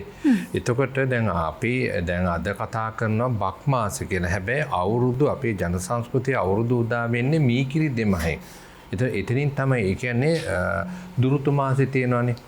දුරුතු නවම් කියන මාස දෙකේ තමයි අපේ හරක් පට්ටි වල බැඩියෙන්ම පැටව උපදින්නේ. එතකොට මීකිරි උතුරා යන තරමට තියෙනවා. එතකොට මෙන්න මේ නිසා තමයි මේ මාස දෙක හැඳුන්වන්නේ මීකිරි දෙමහා කියලා හැඳුන්වන්නේ. මෙන්න මේකේ වැදගත් වෙන එකක් තියෙනවා. එතකොට අවුරුද්දේ පටන් ගන්න අපි මොකද අපි කුෂිකාර්මික සංස්කෘතිය. දැන් අද අපි තාක්ෂණික සහ නාගරික මොන දේ කතා කරත් මේකේ මූල පදනම තියෙන කුෂිකාර්මිය. ඒ කෑල්ල ගලවන්න බෑ. ඒක ගැලෙන්න. මහත්මයා මේ කිරියෙන් පැණියෙන් ඉතිරේවා කියලා කිව්වට අපේ පැරන්නන්ට සීනි ආශ්‍රිත රෝගාබාධ තිබෙත් නෑ. නෑ එකක් තමයි මෙහෙම එකක් අපි මොකද්ද පැණි කියලා අපි ගත්තේ මොනවද? අපි ගත්තේ කිතුල් පැණි. පස්සේ කාලේ තමයි අපිට පොල් එන්නේ. ලංකාවේ පොල් තියෙන්නේ පොල් අපිට පාවෙලා ආපු දෙයක්. අනුරාධපුර අවදියේ පොල්වතු ගැන කතා කරනවා. ලංකා පොළවට පොල් එන්නේ පාවෙලා. ඒකට අපේ තිබුණ ගහ තමයි කිතුල්. ඒතර කිතුල් මැදලා අපි හොඳ හැටියට පැණි ගත්තා. සහ ලෝකේ කිතුල් මැදලා පැණි ගන්න අපි විතරයි. ලෝකේ අනික් රටවල් කිතුල් මැදලා මේ විදිහට පැණි ගන්නේ නැහැ. ඒකට ඒක බලන්න අපි අපේ වෙනම ආහාර රටාවක් හදාගන්න. අර මම කිව්වේ මොකද එතකොට මේ අර මීකිරි දෙමහේදී පටන් ගන්නකොට හරක් පට්ටි කිරි තිරීමක් කරනවා. මේකට කියනවා පට්ටි කිරි උතුරනවා කියලා, කඩළු කිරි උතුරනවා කියන. අතරත් මේවා රජරට කලාපවල තියෙනවා. ඒ වගේම දකුණු තියෙනවා. එතකොට ඒ කිරි උතුරනවා. අන්න එතනට ගත්ත දේ මොකද්ද? අර පට්ටියෙන්ම දොවලා කිරි ගන්න. ඒ පට්ටියෙන් දොල ගන්න අපිට ඕන තරම් කිරි තිබුණා. ඒතකොට පොල් ගත්ත පොල් කිරිත් ගන්නවා. පොල් කිරි ගත්තේ අපිට වෙන මේ මොකද ආදේශනයක් නැති වෙන තැන පොල් කිරි ගත්තා. ඒතකොට එතන ඉඳලා අපි කිරිතුරු මංගල්‍ය දිගට වෙන්නේ. ඒතකොට කිරිතුරු මංගල්‍යනේ ඉන්දියානු සංස්කෘතියත් එක්ක සමීපයි. සහ අපේ සංස්කෘතිය කුෂිකාර්මික සංස්කෘතියක්නේ ශාස්ත්‍රිකත්වය. ඒතකොට අවුරුදු කන්න බෑ මේ අපි මාස් කන්නේ අලුත් සහල් නෙලාගෙන තියෙන්නේ. අලුත් සහල් නෙලාගත්තට පස්සේ අපි ඉස්සෙල්ලා බලන්න මේ චාරිත්‍ර කොච්චර වටිනවද කියලා කමතටනේ බැතකන්ද රාශි වෙන්නේ. දැන් නම් යාන්ත්‍රික ක්‍රමේ බැතකඳු නෑනේ. යන්ත්‍රයෙන්ම ගෝණීකරණ එකනේ කරන්නේ. ගෝණිත් නෙමෙයි මලු තියෙන්නේ පොලිතින් මලුනේ. ඒකට අපි පැරන්නන්ගේ තිබෙන්නේ කමතේදී බැතකන්ද රැස් වෙනවා. බැතකන්දෙන් පළවෙනි කොටස වෙන් කරන්නේ බුද්ධ භෝග. දැන් සමහරු කියනවා දෙවිය ඒක අක්ඛ්‍යාල කියලා කියනවා දෙවියන් උදෙසා වෙන් කරා කියන අදහස. හැබැයි බුද්ධ භෝග වෙන් කිරීම කරේ. එතකොට අපි ඉස්සර මොකද දැන් බොහෝ දෙනා කියනවානේ දෙවියන් බුදුන් අදහනවා කියලා. මේක අපි වරද්දාගත්ත තැන. දෙවියන් බුදුන් කියන එක තොරතුරු ඔබ හොයලා බැලුවොත් හඳුනා ගන්න පුළුවන් මේ වැඩි ඈතක නෙමෙයි. කෝට්ටේ රාජධානිය අවදියේ තමයි දෙවියන් බුදුන් කියන කෙනේ. බුදුන් දෙවියන් ඇදහපු જાතිය බුද්ධ මුල්ලුනේ. ඒ නිසා තමයි අපි කමතේ නිලාගන්නේ බුද්ධ භෝග. දැන් අපිට අවුරුදු කන්න බෑ බුද්ධ භෝග හරියට නිලාගෙන බුද්ධ පූජාවන් තිබ්බේ නැත්තම්. ඒ බුදුන් උදෙසා පූජා කරන කොටස තමයි අපි ඒකයි අපි බුද්ධ භෝගය කියලා කිව්වේ. ඒතකොට බුදුන්ට මේ භෝගේ පළමු කොටස වෙන් කරේ. හීනේ නිලාගන්නේවටත් ඒ ගෞරවය තිබුණා. ඒ තැනදී අපි කිරීතිරීමක් කරා. එතකොට අනුරාධපුරේ අතටත් තියෙනවා මොකද්ද අප්‍රේල් 4 වෙනිදා අනිවාර්යයෙන්ම සිද්ධ වුණා මේ කටයුත්ත උඩමල්ලුවේ 4 වහල්කඩ කිරීතිරීම කළා. එතකොට ඒක නිත්‍යයෙන් කරන රාජකාරිය. එතකොට ඒ වගේම තමයි පෙර රජතුමා අනිවාර්යයෙන්ම සහභාගී වෙන වර්තමානයේ ඒ කටයුතු ගන්නේ ජනාධිපතිතුමාගේ මූලිකත්වයේ. අලුත් සාල් මංගල. එතකොට 4 වෙනිදා ඇයි කෙම්මුර දොහේ කිරීතුරන්නේ රජරට මොකද්ද ජයසිරිමා බෝධිය ඉදිරිපිට හේතුව තමයි අපි පූජාවක් විදිහට අතීතේ පවත්වාගෙන ආවා. ඒ පිළිවෙත අදටත් කරන්නේ. ඒතර මේකට ලංකාවේ හැම පැත්තකින්ම කුඹුරු යාය බඩවල කොටස් එකතු කරගෙන එනවා. වර්තමානයේ කටයුතු ගොවිජන සේවා දෙපාර්තමේන්තුව කරන්නේ හැම යායකින්ම එකතු කරන බුද්ධ භෝග. ඒතකොට එකතු කරලා ඇවිල්ලා තමයි මේ කටයුතු කරන්නේ. ඒතර බණ්ඩ අපි ගෞරව කරා. ඊගාවට අවුරුද්දේ එනකොට ඔබ කිව්වා වගේම සියලු තැන්වල තියෙන අපි කිරි උතුරන කටයුතු කරන්නේ. ඒතකොට මේ කිරි උතුරනවයි කියලා කියන්නේ එකක් තමයි ශාස්ත්‍රීයත්වය අපි ප්‍රාර්ථනා කිරීම. අනිත් එක තමයි මේක ඇතුලේ තව වටිනාකම් ගොඩාක් තියෙනවා. ඊගාවට තමයි දැන් වර්තමානෙත් ඔය පටලවිල්ලක් තියෙනවානේ මේකට එලකිරි ගන්න එපා මේ පොල් කිරි ගන්න කියලා. එතකොට අපි හරකුන්ත් එක්ක වැඩ කරපුවා ගව පට්ටිත් එක්ක සහ අපිට තිබුණ කුෂිකාර්මික එඬේර යුගයක් තිබුණා. එතකොට එඬේර යුගයේ එහෙනම් පොල් කිරි බීලාද පොල් කිරිද පාවිච්චි කරේ. ඒක හරි මම හිතන්නේ අතාර්කික පදනම් අපි ගවයත් එක්ක මේ සංස්කෘතිය ගොඩනගාගත්තා. සමා වෙන්න හැබැයි දලුපත මහත්මයා අපේ මේ සංස්කෘතිය තුල පොල් කිරි උතුරවන අවස්ථාවක් තියෙනවද? නෑ පොල් කිරි උතුරන එක වරදක් නැහැ. මොකද දැන් අර මතයක් ගොඩනගුවානේ පහුගිය කාලෙක සමහර පුද්ගලයන් එකතු වෙලා එලකිරි උතරපුවාම ලේ කියලා. දැන් එලකිරි උතුරලා ලේ වෙනවා නම් මේක මට තේරෙන්නේ කොච්චර මේ අඥානවන්ත අදහසක්ද කියලා. කිරි ලේ කරන්න බෑ, ලේ කිරි කරන්න පුළුවන්. ඒක අම්මට විතරයි කරන්න පුළුවන්. ඒකට මාතාවක් වෙන්නම ඕනේ. එහෙම නැතුව වෙන කිසිම කෙනෙකුට කරන්න බෑ. ඒක වෙන ක්‍රියාවලියක්. එතකොට මේ කිරි ඉතිරීම එතකොට අපි ගවයගෙන් ගත්තා. මොකද අපිට සමීප සතා ගවයා. එතකොට ඒ නිසා තමයි අපි කිරි ගත්තා. කිරි ඉතුරුම් කරා. ඊට පස්සේ කාලේ තමයි පොල් එන්නේ ලංකාවට. එතකොට ඒ පොල් ආවට පස්සේ පොලුත් කිරි තියෙනවා. ඉතින් ඒකත් අපි භාවිතයට ගන්න. මේ ස්වභාවික දේවල්. ඉතින් පොල් කිරි ඉතුරුාට පස්සේ මොකද්ද ඉතුරු එන්නේ මේ අර තෙල් කඩ කියලා අපි කියන්නේ එහි කොටසනේ. ඒක නම් ඵලයක් නැහැ. මම හිතන්නේ මේවා අතාර්කික පද නම් එක එකනට හිතෙනකොට ජනප්‍රිය වෙන්න භාවිතා කරනවා සංස්කෘතික සාරාර්ථ තියෙනවනේ. දැන් අපි කෝණ මංගල්‍යයේ අපි මේ කතා බහ කරන්නේ මේ සංස්කෘතික සාරාර්ථ. ඒ සාරාර්ථ වල අණු කුඩා අණු කොටස් වෙන් කර ගැනීමනේ මේ කතා බහේදී කරන්නේ. ඒතකොට ඒ කොටස් අතරට බිල බලනකොට තේරෙනවා ඔබ කිව්වා වගේම බක්මාසය අරමුණු කරගෙන කිරීතුරුම් ගණනාවක් කරනවා. බුද්ධ භෝග රැස් කරගත්ත දැන කිරීතුරුම් කටයුත්තක් කළා කිරිබත් පූජා කරනවා, කිරි ආහාර පූජා කරනවා. ඒතර මේක දළදා මාලිගාවේ සිද්ධ වෙන එක රජුරුවන්ගේ වැඩ. ඒකනේ සාමාන්‍ය වෙච්ච දැන් වර්තමානයේ නම් බොහෝ දෙනෙක් යනවා. හැබැයි රජුරුවන්ගේ කිතෙන්ගෙන මේක රාජකීය කාර්යයක්. හැබැයි ජයසිරි මහාඳුරන්ගේ කිරීතුරුම ගොවියන්ගේ කාර්යභාර. ඒතර ඒක පළාත් බදව තමුන්ගේ පන්සල් ආශ්‍රිතව මේ පිළිවෙත් අනුව එහෙම කිරීතිරීම කරනවා. ඊගාවට කිරීතිරීමක් කරන බොහෝ පළාත්වල තියෙනවා සම්ප්‍රදායක්. මේවා දැන් අපි අත්හැරලා දාපු එකක්. අවුරුද්ද උදා වෙනකොට අර කිරි උතුරලා සුභාදාමෙන් අවසර ගත්තා වගේම තමයි තෙල් වලන් ලිපති යන්න නැකතක් තියෙනවා. මේක අර සුමේන්ද්‍ර මහත්තයා කිව්වා වගේ ඈප අප්පා මහත්තයා නැකතක් මේ කියන්නේ අපිට පංචාංග ලිතක් හදලා දෙනවනේ. මේ පංචාංග ලිත ඒ කාලේ හැටියට මුද්‍රණය කරන මහා පතරංගයක් මේකේ මුද්‍රණය කරන්න බෑ. මොකද මුද්‍රණ යන්ත්‍රයේ සීමිත ප්‍රමාණයක් විතරයි මුද්‍රණය. ඒකට ස්වභාවිකවම මේක ප්‍රමාණය කෙටි වෙනවා. සංක්ෂිප්ත වෙනවා. මෙන්න මේ සංක්ෂිප්ත භාවයත් එක්ක අපි තිබුණ මොකද මුළු අවුරුද්දකම දේවල් මේකට ගොනු කරන්නත් ඕනනේ. එතකොට බොහෝ දේවල් අතෑරියා. අපේ තෙල් වලන් ලිපතින නැකතත් අතෑරියා. නමුත් අපේ ජ්‍යොතිර්වේදීන් ඉන්නවනේ ගම්මට්ටමේ එනකොට අපි නැකත්‍රාල කියලා කියනවා. ඒ නැකත්‍රාල උන්දලාගේ නැකත් සීට්ටුවක් හැදුවා. අවුරුද්දේදී පුස්කොළ කොලයක ලියලා දෙන පස්සේ කාලේ නිකන් සාමාන්‍ය කඩදාසිත් පාවිච්චි කරලා තියෙනවා. දලපත මහත්මයා මේ තෙල් වලන් ලිප තැබීමේ නැකත කෝණ මංගල්‍යයට විතරක් නෙමෙයි ආවාහ විවාහ මංගල්‍ය කටයුතු හැම ඒ කියන්නේ සුබ කටයුතු සියල්ල. දැරියක් මල්වර වුණාට පස්සේ ඒ මල්වරයෙන් පස්සේ දැරිය අනිවාර්යයෙන්ම අර්ගේ ඇතුලේ කොටු වෙලා ඉඳලා ඊට පස්සේ චාරිත්‍ර තියෙනවනේ අපි කියන දොරට වඩම්මනමයි කියලා වෙලා කියනවනේ. දැන් පොතු දොරට වඩම්මනවනේ. මම දන්නේ පොත් දොරට වඩම්මනකොට මනමාලි මේ අර දැරිය දැරිය මල්වරේ කොහොමද වෙන්නේ කියලා. ඒවා එලි දැක්මවල ඒකට ප්‍රාණයක් නැහැනේ. එතකොට මේ දැරියක් දොරට වඩම්මන වෙලාවේදී වෙන දේ තමයි අපි මොකද්ද කරන්නේ තෙල් වලන් ලිප තියෙනවා. ඒ තෙල් වලන් ලිප තියන්නේ නැකතකට. සමහර පළාත්වල තියෙනවා දැරියක් වැඩි වේ පැමිණිලා තෙල් වලන් ලිප තියෙනකොට ඒ දැරියත් මේකේ හවුල්කාරයෙක් කරගන්න. ඒ කියන්නේ ආය නාලා පිරිසිදු වෙලා. බලන්න කොච්චර සතුටක්ද කියන තමන්ගේ දරුවා මල්වර වුණාට පස්සේ ඇය දැරියක් නෙමෙයි ඇය යුවතියක් බවට පත් වෙනවා. ඊගාවට ඇය මාතාවක් වෙන අවශ්‍යතාවය සඳහා තමයි ශාරීරික මානසික සමාජ සංස්කෘතික පරිසරය ගොඩනගන්නේ.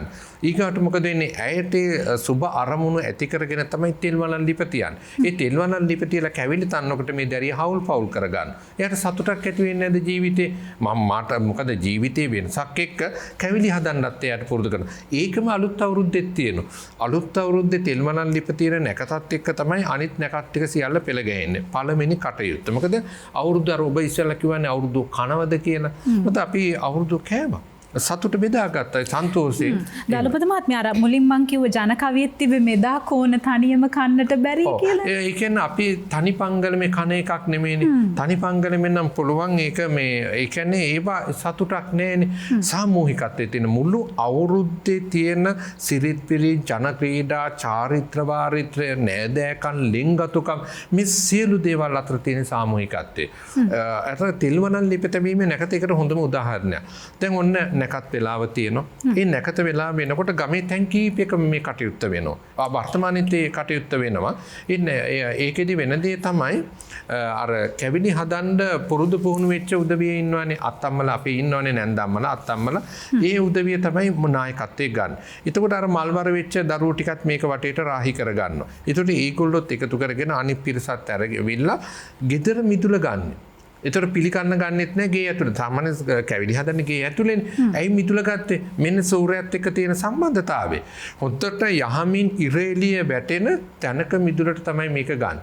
අරගෙන නැකත් වෙලාවට ලිප දැල්ලීම කරලා කැවිලි හදන්න ගන්නවා. එතකොට තමයි රබන් වාදනය කරන්න පුළුවන් වෙන්නේ.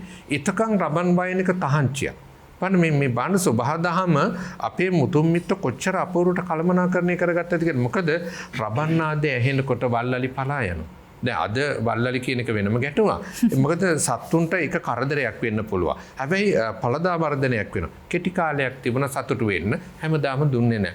අන්න තෙල් වලන් ලිප තැබීමේ නැකත එනවා. අර දැරියන්ගේ අත පුරුදු කිරීම කරනවා. මල්වර වෙච්ච උදවියට වැඩි අවස්ථාවක් දෙනවා. ඒකට ඒකෙන් නැකත. ඒකෙන් තමයි කියන්නේ අර තෙල් වලන් ලිප තැබීමෙන් උදා වෙන්නේ අලුත් අවුරුද්ද. ඒ කියන්නේ බක් මාසේ උදා වෙන්නේ. කියන්නේ මේ කෝණ මංගල්‍ය උදා වෙන්නේ. ඒ සතුටු වීම කියන එක. ඒ වගේම තමයි අවුරුදු හමාර කරනකොටත් අපේ පැරණි ගම්වල තිබුණ අවුරුදු අත්තරිනවා. අවුරුදු අත්තරිනකොටත් තෙල් වලන් ලිප තියලා කැවිලි හදලා බුද්ධ පූජාව ගිහිල්ලා තමයි අවුරුදු අත්තරි. මොන තරම් අපූර්වද? හොඳයි ඒ අපූරු කතා බහ ඉදිරියටත් කරන්න ඕනේ. හැබැයි නිෂ්පාදකතුමා අපිට කියනවා විරාමයක් අවශ්‍යයි කියලා. අපි ප්‍රධාන පාලක මැදිරියට ගිහිල්ලා ඉක්මනින් නැවතත් සාකච්ඡාවත් එක්ක එකතු වෙනවා.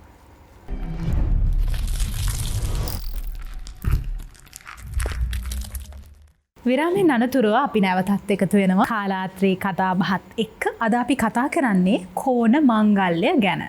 මහාචාර්යතුමා දැන් අපි අද වැඩසටහන තුළටත් අපේ මැදිරියටත් කෑම මේසයක් අරගෙන ඇවිල්ලා තියෙනවා. මෙතන තියෙන කෑම බැලුවත් අපිට ආස්මී තියෙනවා, කොණ්ඩ කැවුම් තියෙනවා, කොකිස්, මුං කැව් මේ දේවල් සියල්ලම පැණි රස, කාබෝහයිඩ්‍රේට් ඒත් එක්කම තෙල් පදනම් කරගෙන සකස් කරගත්ත කෑම.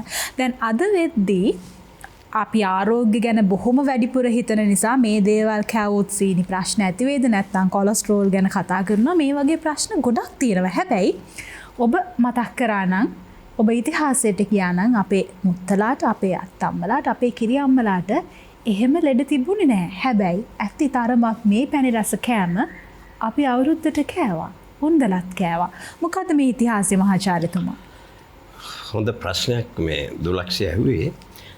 ඊට පෙර ආතුව මෙතුමා කියපු කතාවකදී මට මතක් වෙච්ච එකක් තියෙනවා මේ කෝණ කුරුල්ලා කියන මේ සංකල්පය.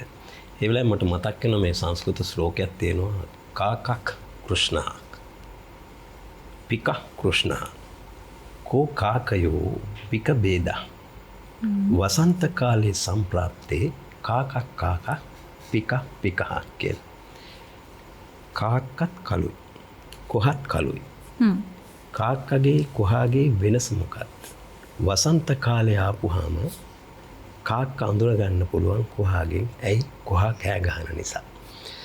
ඊළඟට දැන් ඔබ අහපු ප්‍රශ්නය මෙතුමාගේ මේ කතිකාවත් සමගම මම සම්බන්ධ කරනවා මේ කෝණ මංගල්‍යයේ පදනමට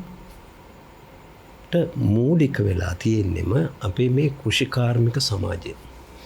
මේ කෘෂිකාර්මික සමාජයේ එදා මිනිස්සු කෘෂිකර්මාන්තය කරලා ගොඩක් වෙහෙසිලා වැඩ කරලා මහන්සි වෙලා ශාරීරික ශක්තිය වැය කරලා ආදානය කරලා සූර්යයා විසින් ඒ ආදානය ගන්න.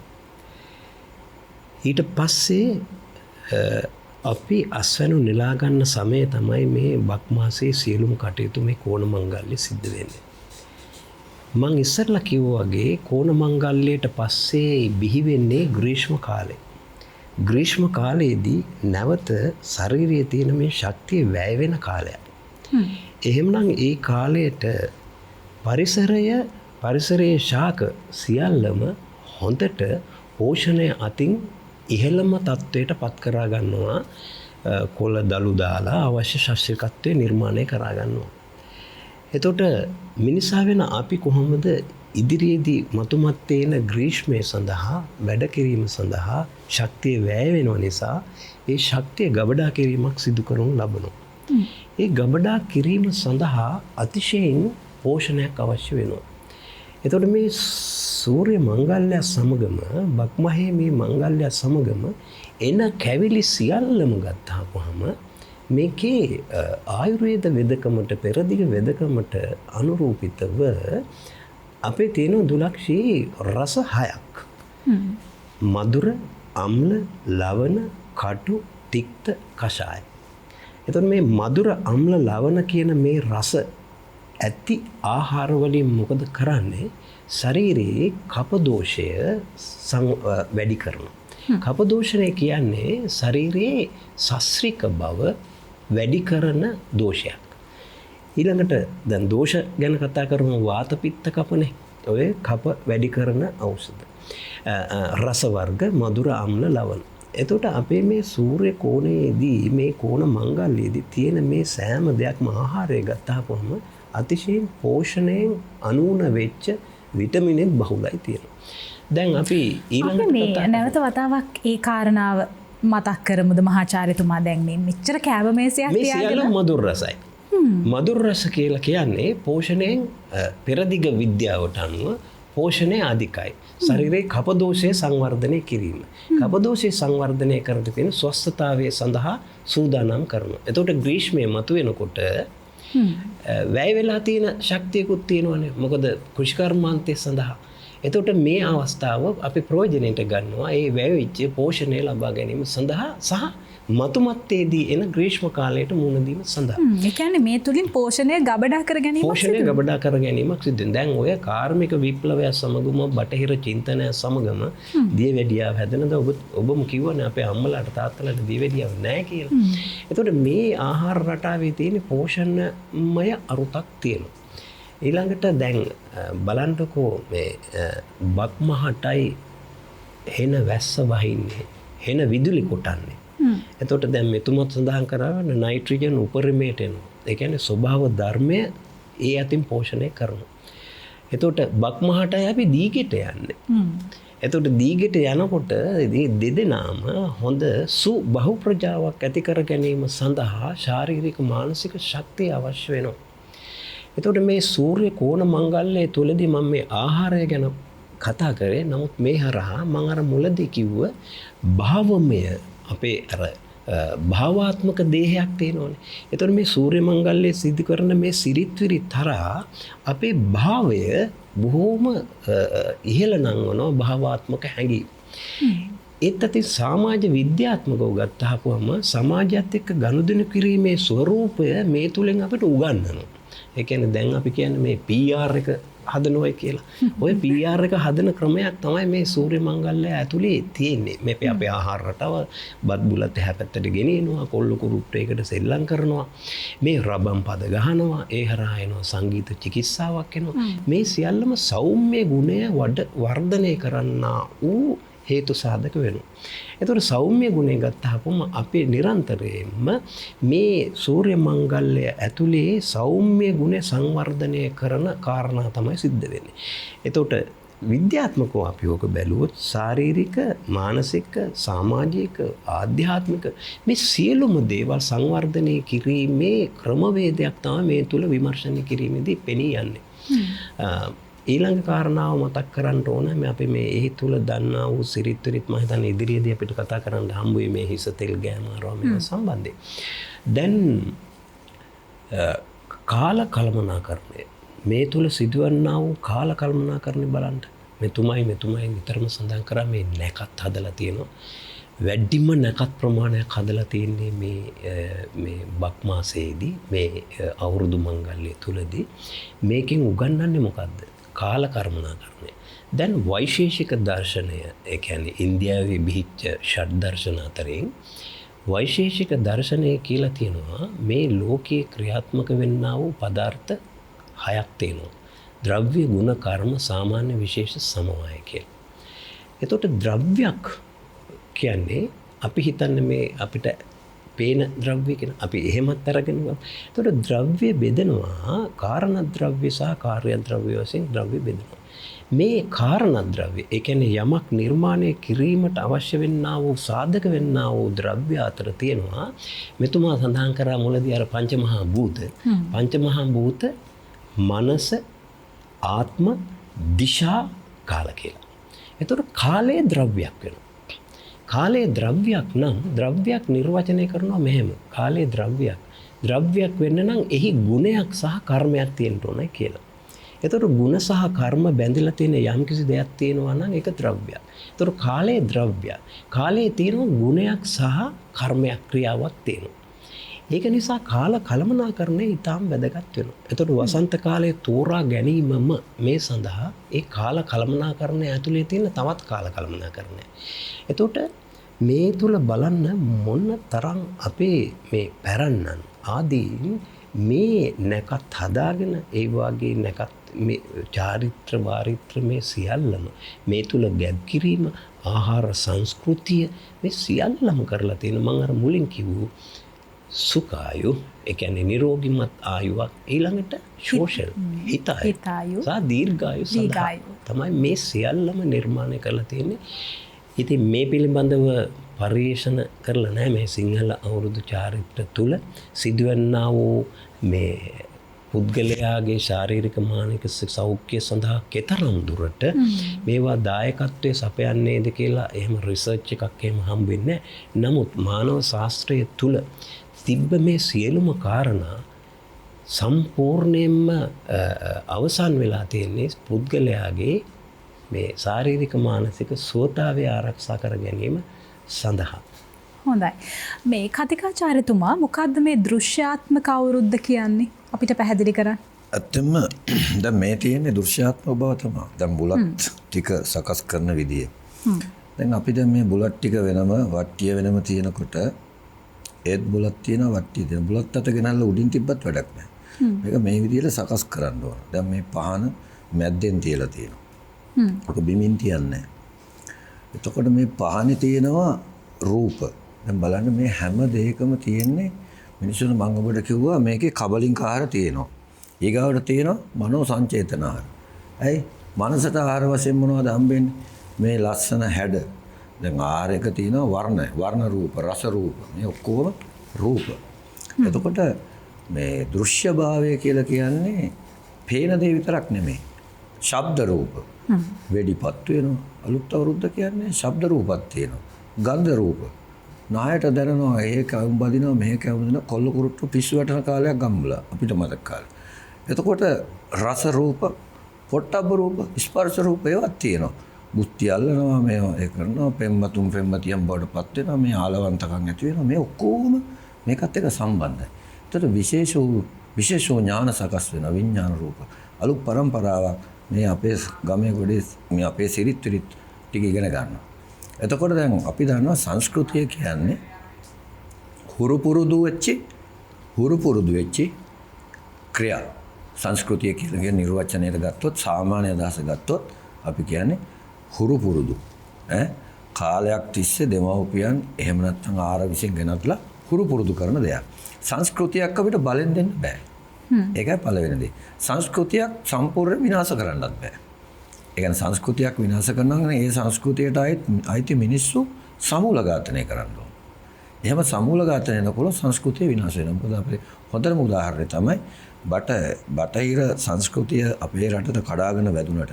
එහෙම නැත්නම් අසල් ඉන්දියාවේ හින්දු ඒ දේව සංස්කෘති කඩාගෙන වැදුනට අපේ රටට ආවේනික බෞද්ධ එහෙම නැත්නම් හෙළ අවිච්ඡින්න සංස්කෘතියකුත් මේකේ ගලාගෙන එනවා. දැන් අපි ගත්තොත් ඒක පැහැදිලි ඔප්පු වෙන දෙයක් තමයි අපිට තියෙන නිෂ්පන්න වචන. බඩ කියන වචන නිරුක්තියක් නැහැ. ඔළුව කියන වචන නිරුක්තියක් නැහැ. දැන් මේවට නිරුක්ති නැති වචන තියෙනවා. මේ කැවුම් කියන වචන නිරුක්තියක් නැහැ. කොමු කියන එක ගන්න බෑ කැවුම් කියන. ඒ නිසා මේ නිෂ්පන්න වචන ගණනාවක් තියෙනවා. අනිත් එක අපිට හෝඩියක් තියෙනවා. අපි ශබ්ද කරන එක ලියනවා. ලියන එක ශබ්ද කරනවා.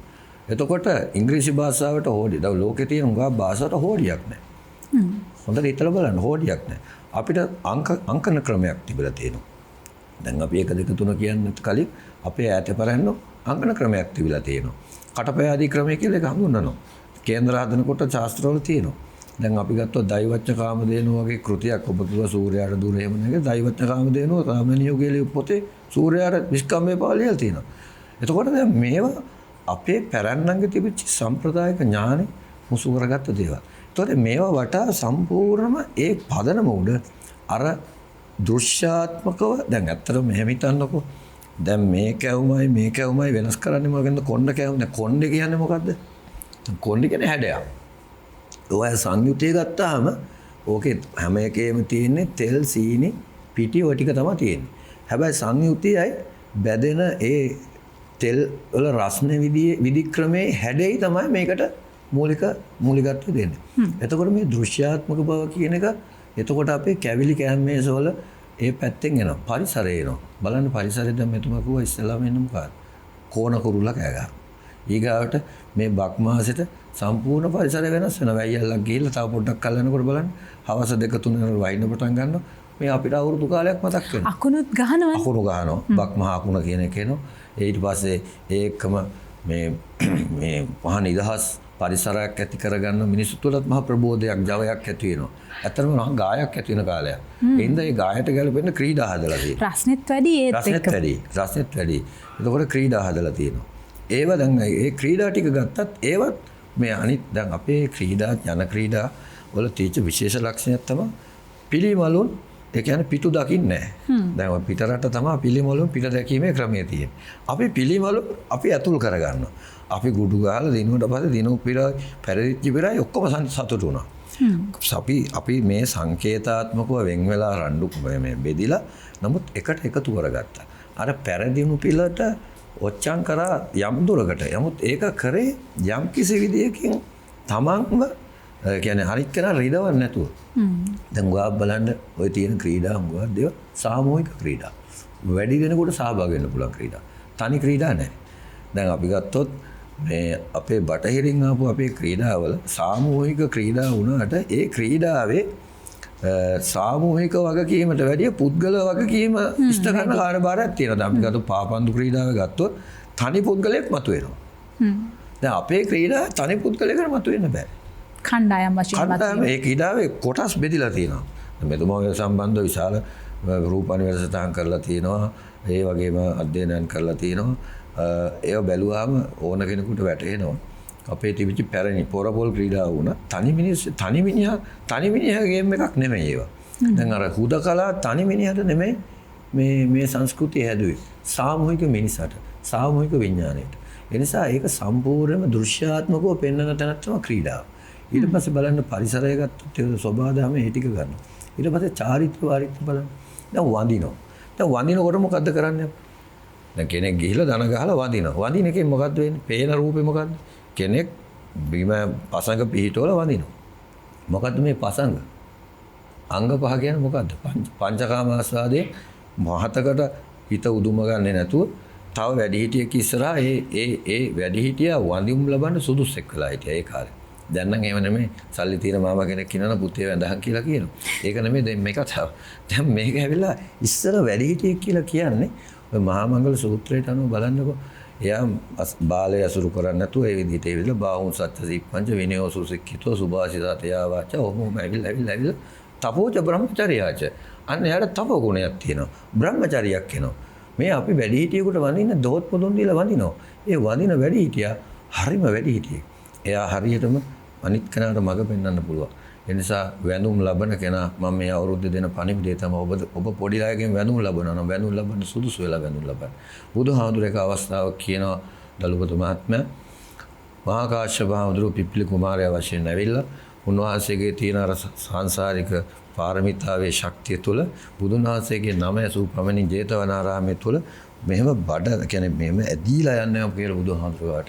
බුදුහාමුදුරුවෝ ඈත ඉඳලා කියනවා ඔය එන්නේ මගේ ශාසනේ මෙන්න මේ පාරමිතා පුරාගෙන මෙන්න මේ මහා ශ්‍රද්ධාවකින් ඔය එන්නේ මං කරේ. ඔය කියපු කෙනෙක් අතෙන්ලා වැඳගෙන එනවා. දැන් බුදුහාමුදුරුවෝ කියනවා මම බුදු වී නොවි බුදු නොවි බුද්ධත්වයටපත් නොවි මේ මහා ගුණ ධර්ම සමූහයකටපත් නොවි මං ඔය වැඳුම ගත්තනම් මගේ හිස හත් කඩකට පැලෙනවා කියලා. ඒ නිසා වඳින් ලබන කෙනා පූජාච පූජනීය නම් වෙන්න ඉගෙන ගන්න ඕන. අපේ රටේ එහෙම නෙමෙයි අඩි ගහනවා ඒ අවුරුදු බීලා ඒ විනාශ වෙච්ච වැඩිහිටියෝ අර පොඩි ළමයි ගිහිල්ලා අර බීපු තැන් වලට යවනවා වඳින්න. එහෙනම් මේ අවුරුද්ද මත්පැනින් තොර අවුරුද්දක් කරගන්න කියලා මම ඉල්ලීමක් කරනවා. මේ අවුරුද්දට පූර්ව වැඩසටහනක් ඉන්න. මොකද මත්පැන කියන එක මේ අපේ අවුරුද්දට ගාව ගන්න අවශ්‍ය දෙයක් නෑ. වැඩිහිටියන් දෙක අවශ්‍ය නම් ඒකේ කරන ක්‍රමවේදයක් අපිට හොයාගන්න වෙනවා. දැන් ඒක සංස්කෘතියක් වෙලා. මොකද මට මතකයි 50 ගණන් වලත් සිංහල අවුරුද්දට බීපු රක්කු ගාන දාලා තිබ්බා. මහ විශාල කල්දේරම් ගානක් බීලා තිබුණා. අපේ රට අද එකකින් එකට ඇවිල්ලා තියෙනවා. ඉතින් මේ කන බොන එක ඉස්මත්තට ගෙනල්ලා තියෙනවා. කන බොන එක ඉස්මත්තට ගෙනල්ලා පුත්සිඩි අවුරුද්දක් ඇදලා තියෙනවා දැන්. බොන අවුරුද්දක් ඇදලා තියෙනවා. නමුත් මේකේ ආධ්‍යාත්මික අර්ථය මොකද උනේ? අන්න දෘශ්‍යාත්මක භාවය තියෙනවා. වදිනකොට පසඟ පිටවල වැන්දා පංචකාම ආස්වාදයේ තමයි පසඟ. අංග කියලා කියන්නේ අංගාව ගාව රස විඳ දෙයි. දැන් ඔන්න අංග ජලි කරලා දැම්ම. මෙන්න මෙතෙන්ට දාලා දැම්ම. දාලා වැන්දා. ඒ වඳිනකොට ඒ වඳින කෙනා අපිට සුසු කෙනෙකුට සෑම චාරිත්‍රයකම මේ ලක්ෂණය තියෙනවා. කාලය මත නිසා මම කියන්නේ ඔබට උදාහරණ කීපයක් මම දැන් කිව්වේ. දෘශ්‍යාත්මක බව කියන එක සංස්කෘතික ස්වરૂපයක්. සංස්කෘතිය කියලා කියන්නේ මිනිස්සුන්ට දැන් දෘශ්‍යාත්මක බවක් නැත්නම් සංස්කෘතිය දැනෙන්නේ නැහැ. දැන් අපිට භෞතිකව පේන දෙයක් අපේ පේන දෙයකින් තමයි අපි මැනගන්නේ. දැන් ඒ මනගන්න අපේ සද්දයක් ඇහෙන්න ඕන, ගන්ධයක් එන්න ඕන, රසක් එන්න ඕන, රූපයක් පේන්න ඕන. ඒ දේ ස්පර්ශ කර එපා විඳින්න. එතකොට ඒවා අත්විඳින්න සංස්කෘතිය හැම වෙලාවෙම රූපාත්මකයි, දෘශ්‍යාත්මකයි. දෘශ් කියලා කියන්නේ දැකීම විතරක් නෙමෙයි. දෘශ් කියලා කියන්නේ ඇහෙනවට.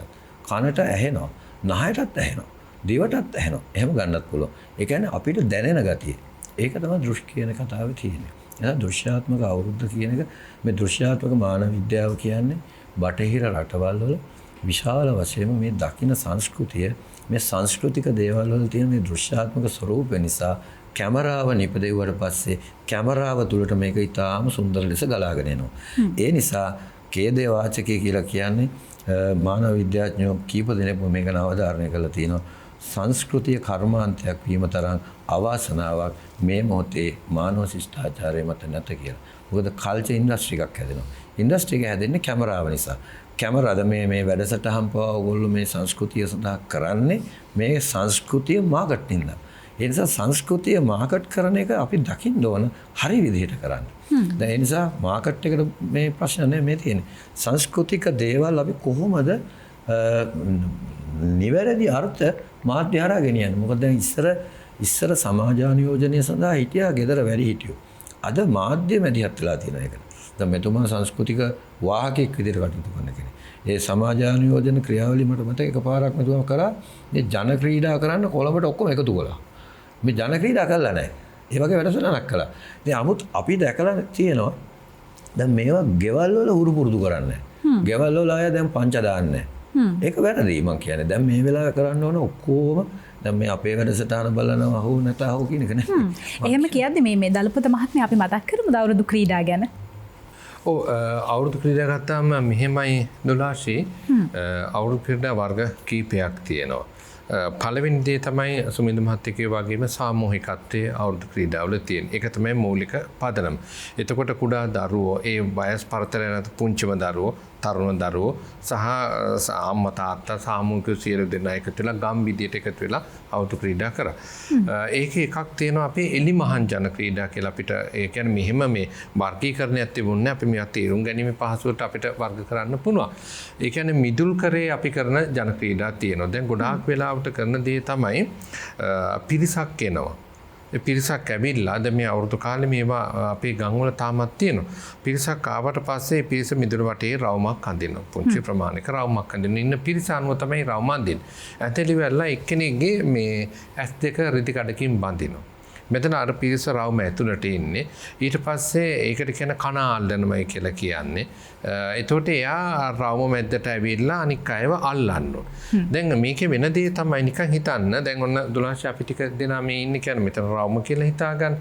ඊට පස්සේ ඔන්න එනකොට දැන් මගේ S2 බැඳ කියන්නේ. ඒතර මම රවුම මැද්දට එනවා. මට පේන්නේ නැහැනේ. හැබැයි මට පේනතර ඔබට මාව පේනවනේ. කලබල වෙන්නේ කවුද? මම දෝබද පේන කෙනා කලබල වෙන්නේ. ඒක තමයි ස්වභාවය. ඒකට ළඟට එනකොට කෑ ගහනවා දඟලනකොට නිකම්ම අහු වෙනවා. ඒකට අනික් අයත් කෑ ගන්නද සතුටක් තියෙනවා. ඉවසීමක් තියෙනවා. ඒකට ඒ වගේම බාන්නේ සතුට බෙදාගත්තේ මේක අතපය දිග ඇරලා මහන්සි වෙන එකක් නෙමේ. පිරිසේන විදියට ඒකට වැඩි හිටිය උදවිය සියලු දෙනා. මොකද මගේ අත්දැකීමක් තියෙනවා මේ ඔය කන අල්ලන එක කරනකොට අපි එක අත්තා කෙනෙක් හිටියා. උන්ද හරි උසයි මහතයි. ඉතින් මේ ඒ අත්තා අත දිග ඇරපුවාම මං හිතන්නේ ඒක බම්බයක් විශාල ප්‍රදේශ නිකම්ම අහුවෙලා. හැබැයි අපි පුංචි කාලේ අපි එක පුරුදු වුණා අත්තික දිග අරගෙන ඉන්නේ අර උස කෙනා නිසා අතේ යටින් රින්ගාගෙන යන. හරිද බන්නේ පුංචි දේවල්. ඒ වගේ තියෙනවා දැන් අපි ජොරා පැනීම කියලා තියෙනවා කන ඇල්ලීම. එතකොට ඒ වගේ එලි මහනේ කරන ක්‍රීඩා තියෙනවා. අර ඔබ හවරි හැංගීම ඉදිකටු හැංගීම කියලා වෙලා තියෙනවා පනා හැංගීම එළුවන් කෑම. දැන් මේවා අතර දැන් බලන්න ලේන්සු හැංගීම එළුවන් කෑම මේවර කෙලිය. මේ සියලුම දේවල් කුඩා දරුවෝ අතර තියෙන තරුණ උදවියත් මේකට සම්බන්ධ වෙනවා. එතකොට ඒගොල්ලෝ කරන දේ තමයි දැන් මේවරය කියලා කියන්නේ මේවරය කියන්නේ කනේ පළඳින පුස්කල පොන්චි සරල මේවලම දිග අතර තියෙන ද ඔබ ඔය දාගෙන ඉන්න කරාඹු වගේ නෙමෙයි. මේවරය නැති උනායි කියන. ඒකේ කවි ගායනා ගොඩාක් තියෙනවා. ඒතර කවියෙන් ගායනා කරනවා කවියෙන් උත්තර දෙනවා ඊට පස්සේ තියෙනවා ඒක තාලාන් රූප මේ වටේට දුවගෙන යනවා කෙනෙක් අල්ලලා තියෙනවා හරි ඊට පස්සේ ආ හොයා ගන්නට ඕනේ ඒ වගේම තමයි එළුවන් කෑම කියන මේ දේවල් ඔක්කොගෙම තියෙන ජන ගායනාව තිබුණා රංගනයේ තිබුණා සබකෝලේ කියන එක නැති වුණා සාමූහිකත්වයේ ගොඩ නැගුණා ඒක පැත්ත. එතකොට මේ අපේ ගම්වල තියෙන ශාස්ත්‍රීයත්වයේ අරමුණු කරගෙන ජන ක්‍රීඩා කරනවා පොරපොල් කෙලිය අංකෙලිය කියන එක ඒක ඒතකොට පත්තිනි දේව පූජාවක් විදිහට තමයි අපි කරගෙන යන්නේ. මෙන්න මේකෙදි නම් තියෙනවා මේ මොකද දැන් මේ අපි කැවිලි වර්ග කනවනේ. එතකොට ඇයි එක අතකින් දැන් මගේ අවුරුද්ද ගැන මම තොරතුරු හොයාගෙන යනකොට මට දැනෙච්ච ප්‍රධාන දෙයක් තමයි දුලාචේ අවුරුදු කාලේ දැන් මේවා ඇත්තටම අධිපෝෂිත ආහාරනේ අපේ ගොඩක් තියෙන්නේ. එතකොට මෙන්න මේ දේවල් අපි ලබා ගන්නවා. අධිපෝෂිත ආහාර. ඒතකොට ඒක ඇතුලේ අර ජවයේ වැඩියෙන් අපිට දැනෙනවා. මෙන්න මේ වැඩියෙන් ජවයේ දැනෙන එකත් එක්ක ඊගවට අපි වෙන දේ තමයි අපි එතකොට හරි ක්‍රියාශීලී වෙන්න ඕනේ. නැත්නම් අපි රෝගීන් බවට පත් වෙනවා. එතකොට අංකෙලිය පොරපොල් කෙලිය වගේ දේවල් කියලා කියන්නේ හරි ජවය. ඒක ගුඩු කෙලිය කියන්නේ ඒ ගුඩු ගහන්න ගත්තට පස්සේ එක දිගට විශාල බිහිසක් දරලා කරන්න ඕනේ. සාමූහිකත්වයේ තියෙන දේවල්. එතකොට දැන් මේවා එතකොට අපි බොහොම අර වේගවත් කරගත්ත ක්‍රීඩාවක් තියෙනවා.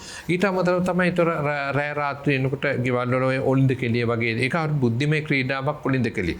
විශේෂයෙන් පංච කෙලිය. මේ පංච කෙලියයි 12 පෙතයි අපි දැන් පටලගෙන තියෙනවා. පංච කියලා කියන්නේ තනි ගමන් මාර්ගේ යන්නේ. ඒක සත්පත්තිනේ පූජාවක් විදියට කොටු 7න් 4 තියෙනවා. මෙහෙම කොටු 7ක් තමයි යන්නේ. පළවෙනි කොටු දෙක කොටස් දෙක යනකොට දලු ඊට්ටෝ කියනවා. ඊට ඉඳලා කැපෙනවා. ඔක්කොම තනි පාරේ යන්න ඕන. ඉතින් අපි දෙගොල්ල දෙපාර්ශ්වයක් වුණාට තනි පාරේ යනකොට හරි බීගෙන් ඊට්ටෝ කැපෙනවා. ඊට පස්සේ අයති යන්න ඕනේ. ඒක හරිම තරංගකාරී. ඒකට සාමූහික පිරිස වට වෙලා ඉන්නවා පංචකෙලි. 12 පිට කවුරුත් දන්න දේ අර මේ පැත්තිං ඇවිල්ලි වෙල්ලා ඒක තමයි ලංකාවේ මම හිතන්නේ ජනප්‍රියලා තියෙන 12 පෙත කියන එක. ඒ වගේම තමයි නිරෙන්චි කෙලිය තිබුණා. ගෙවල් ඇතුලේ ඉන්නකොට ඒකත් හරිය බුද්ධිම ක්‍රීඩාවක් නිරංචි කෙලිය. ඊට පස්සේ ගලමල කියලා තියෙනවා. ගල් අල්ලනවා කියලා කියනවා. ඉරටු හංගනවා කියලා කියනවා. මේවා මේ ගෙවල් ඇතුලේ සාමූහිකව කරපු දේවල් හරි පහසුවෙන් කරන්න පුළුවන් කියන දේවල්. ඒ වගේම තමයි අර ගමක් විදියට මේ පිරිසක් එකතු වෙලා කරන ඒවා ගොඩාක් එලිමහන කරපු අපේ ක්‍රීඩා තියෙනවා. ඉතින් කුඩා දරුවාගේ ඉඳලා වැඩිහිටියා දක්වා සියලු දෙනා පහසුවෙන් එකතු පහදු වෙන්න පුළුවන් විදිහේ ක්‍රීඩා තමයි අපේ තිබුණේ. ගායනයේ තිබුණා. ඒ වගේම තමයි එතකොට හැමෝම තාලානුරූපව ගායනා කරා. ඒ වගේම රිද්මයානුකූල චලනයන් ටික තියෙනවා. සබකෝලයක් නැහැ. සාමූහිකත්වයේ තියෙනවා. කැවිලි වර්ග දේවල් කනකොට ඇඟේ පැත්තේ හොඳට ජවය ලැබෙනවා. ඒ ජවයත් එක්ක ක්‍රීඩා කරනවා. මොකද මේ මිතරම් කැවිලි තනාගෙන කන කාලයක් නැහැනේ. දැන් අවුරුද්දේ නෑ. දැන් සියලු දෙනා එනවා. ඒගොල්ලොත් එක්ක බෙදා හදා ගන්නවා තමයි. හැබැයි ඒ බෙදා ගන්නවට වඩා කැවිලි මේ විදියට විචිත්‍රවත් විදියට අපි හදාගෙන දැන් ඕන කෙනෙක් කියන්නේ අවුරුදු කෑවද කියලානේ අහන්නේ. ඒ අහන්නත් හේතුව මං හිතන්නේ අර අධික විදියට අපි ශරීරයේ බෙහෙසන එක ගෑනු පිරිමි කියලා බීදයක් නෑ කුඩා දරුවා වැඩිහිටිය කියලා බීදයක් නෑ අපි හැම මොකද නෑදෑයෝ ගෙවල් වලට එනවනේ දැන් තමයි නෑදෑයෝ ගෙවල් වලට එනකොට දරුවෝ මොකක්ද අර ෆෝන් එක ගත්තා එක කොට කොට ඉන්න එකනේ දැන් වෙලා තියෙන සාමූහිකත්වයේ බැඳීම් නෑ ඒ දවස්වල නෑදෑයෝ එනකොට ඒ නෑදෑයොත් එක්ක තමයි ජන ක්‍රීඩා කරේ ඒතර කුද්දු මහ ජනක්‍රීඩා එක එක පළාත් වල ජන ක්‍රීඩා වර්ග ගොඩාක් තියෙනවා. දැන් ඔය ජොරා පැනිල්ල වගේ ක්‍රීඩාවක්. හරිම hina යන ක්‍රීඩා. ඒ වගේම සතුටක් තියෙනවා. ඒ වගේම අපි ඉතිහාසයත් එක්ක ආව දැනුමත් අපි සමාජගත වෙනවා.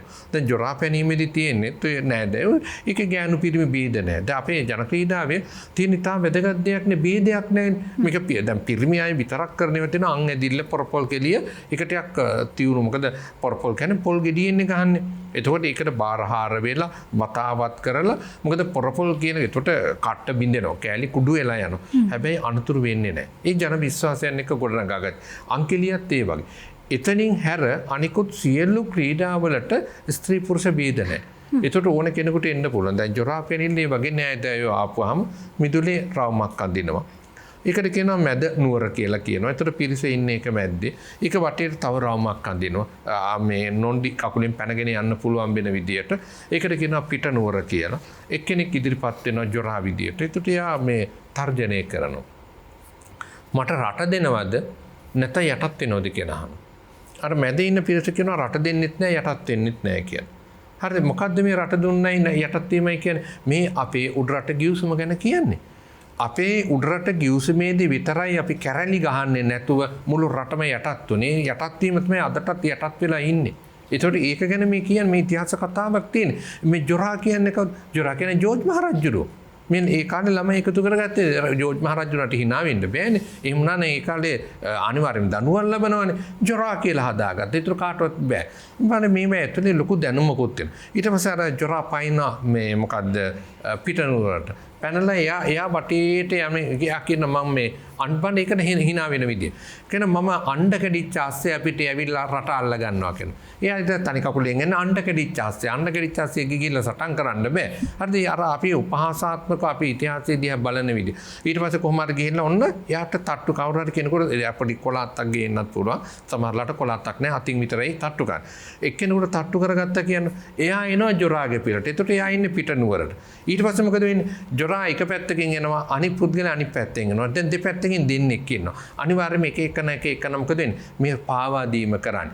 ඊට පස්සේ අර ජොරාගේ පිළට එකතු වෙන පිරිස කොහොම හරි කරලා මැද ඉන්න පිරිස එක එකන ගන්න. ඒතර මැද අන්තිමට හිටගෙන එකනා උඩ එකන කරේ තියාගෙන හරි බේරෙන්න උත්සාහ කරනවා. අන්න මේව ඇතුලේ අර ඉතිහාසයක් එක්ක ආව මහ විශාල දැනුමක් තියෙනවා. ඒතර විහිළුවක් විනෝදයක් විදියට ක්‍රීඩාවක් කරාට ඒකේ අපේ ඉතිහාස වටිනාකමක් මතක් කරලා දෙන්න. මේ වගේ මම හිතන්නේ හැම ජන ක්‍රීඩාවක්ම එකක් දෙකක් කියලා නෙමෙයි. ඒ කවි ගායනා කරන තැන්වල සාමූහිකත්වයේ ගොඩනගා ගන්න තැන්වල එහෙම මේ දේවල් කරා. අර අපි තියෙනවා දැන් මටත් එක අත්දැකීමක් තියෙන මං අං ඇදලා තියෙන කෙනෙක්. ඒ අං ඇදීමේදී උඩුපිල යටිපිල කියලා පිල් දෙකට බෙදෙනවා පත්තිනි සහ පාලංග විදියට. යටිපිල තමයි පත්තිනි නියෝජනය කරන්නේ. පාලංග කියන්නේ ස්වාමියා නියෝජනය කරන්නේ උඩුපිල. ඊට පස්සේ චාරිත්‍ර අනුව දැන් අං අදිනවනේ. එතකොට තාත්තලා පුතාලා එක පවුලේ පඳුරේ ඔක්කොම නෑදෑ සනුහරේ උදවියේ ඉන්නේ. ඔන්න අං අදිනවා. ඒතකොට එක පිලක් පර්දින බොහෝ වෙලාවට උඩුපිල පරාජයටපත් වෙන යටිපිල ජයග්‍රහණය කරන පත්තිනිගේ පිල ජයග්‍රහණය කරනවා. එතකොට අර පිටිය මැද්දේ ඉඳවනවා. අර පිරිස. ඉන්දවල මොකද කරන්නේ? ඉන්දවල අරයට ඒකට කියන ජල්ලි දානවා කියලා. ජල්ලි දානවා වටේට විහිළු කිර කර යනවා. ඊට පස්සේ ඒ දවස්වල නම් මේ සරන් එක්ක කෙටියට ඇඳන් ඉන්නවා. ආඹුඩයක් ගහගෙන ඉන්නවා නම් ඊට පස්සේ ඒවත් පෙන්නලා පිටිපස්ස පැත්තක් පෙන්නලා ඕලෝක කරලා විහිළු කරලා හැබැයි රණ්ඩු වෙන්නේ නැහැ. ගහ ගන්නේ නැහැ. ඒ සතුට මොකද මේ ශාස්ත්‍රීයත්වයේ අරමුණු කරගෙන තියෙන්නේ. ඒ දේ කරාට පස්සේ ආයෙ සියලු දෙනා එකතු වෙනවා. අර සුමින්ද මහන්තයා කිව්වා වගේ ජන ක්‍රීඩාවල තියෙන වටිනාකම තමයි එක වංගියක් සෙල්ලම් කරා ඊට පස්සේ ආයෙ බෙදෙනවා. එතකොට ක්‍රීඩාව අවසන් වෙනකොට සියලු දෙනා ජය අරගෙනත් තියෙනවා පරාජය අරගෙනත් තියෙනවා. ඒ වගේම තමයි නායකත්වය ගන්නත් ඕනේ. ක්‍රීඩාවේ නායකත්වයත් හැම කෙනාම අතරට යනවා. ඒත් බලන්න අපි සමාජයක් විදියට ගත්තාම මේව සරල කාරණා නෙමෙයි. අද වෙලා තියෙන අපේ තරුණ පරම්පරාවට ඉස්කෝලේ පාසල් දරුවන්ට නායකත්වයේ තියෙන නායකත්වයක් නැහැ. ඉදිරිපත් වෙන්න පුළුවන් සබකෝලයෙන් වෙවුලන. මේ ස්වභාවයේ ලැජ්ජ නැතුව ගෑනු පිරිමි හැමෝම සාමූහිකව ඉදිරිපත් වෙනවා සබකෝලයේ අතාරිනවා නායකත්වය ලබා ගන්නවා. කවි ගායනා තියෙන තීරණ ගැනීමේ හැකියාවන් තියෙනවා. දැන් අපේ තියෙන ඔය රාහු ගිලීම වගේ ක්‍රීඩා. ඒ වගේ සියලු දේවල් වල තියෙන නායකත්වයේ අනුව තමයි ක්‍රීඩා කරන්නේ. ඒතර මේ පළවෙනි වතාවේ දිනපු නායකයා නෙමෙයි ඊළඟට තව කෙනෙක්. ඒතර හැමෝටම අවස්ථාව ලැබෙනවා. මෙන්න මේක තමයි සාමූහිකත්වය. ඒකයි කෝණ මංගල්‍ය. මේවට හැබැයි අපි පැරැන්නු කිව්වා කෝණ ක්‍රීඩා කියලා. කාලාත්‍රේ කතා බහෙන් අද අපි කතා කරන්නේ කෝණ මංගල්‍ය ගැන. තවත් ඕමයක් දේවල් කෝණ මංගල්‍ය ගැන කතා කරන්න තියෙනවා. අපි ඒ ගැන කතා කරනවා. හැබැයි මේ විරාමෙන් පස්සේ.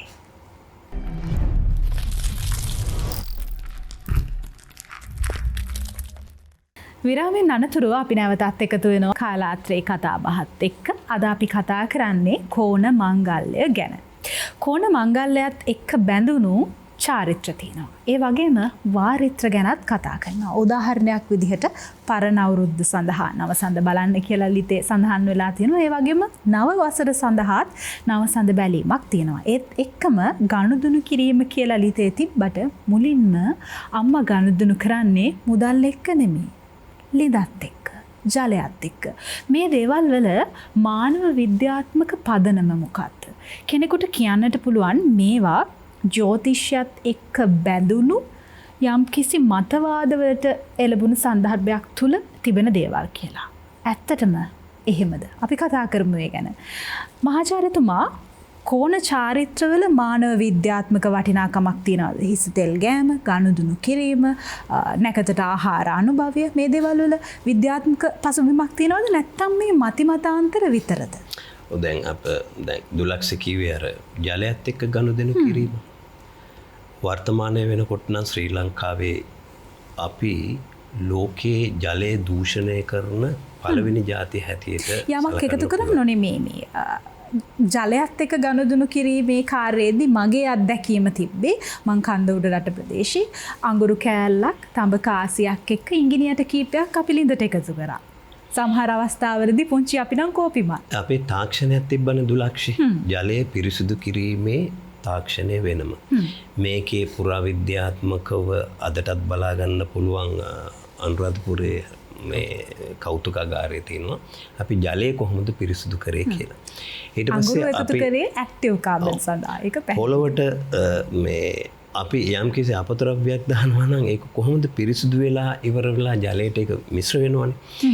ඒක කොහොමද කරේ කියලා වෙලා මේ අපේ පැරණි තාක්ෂණය තුළ අපූර්ව ඒක පෙන්වු කරනවා. දැන් ජලය පිළිබඳව වටිනාකම අද වර්තමානයේ පර්යේෂණ මගින් පෙන්නලා දීලා තියෙනවා. අපි මේක හොඳින් දැනගත්ත જાතියක්.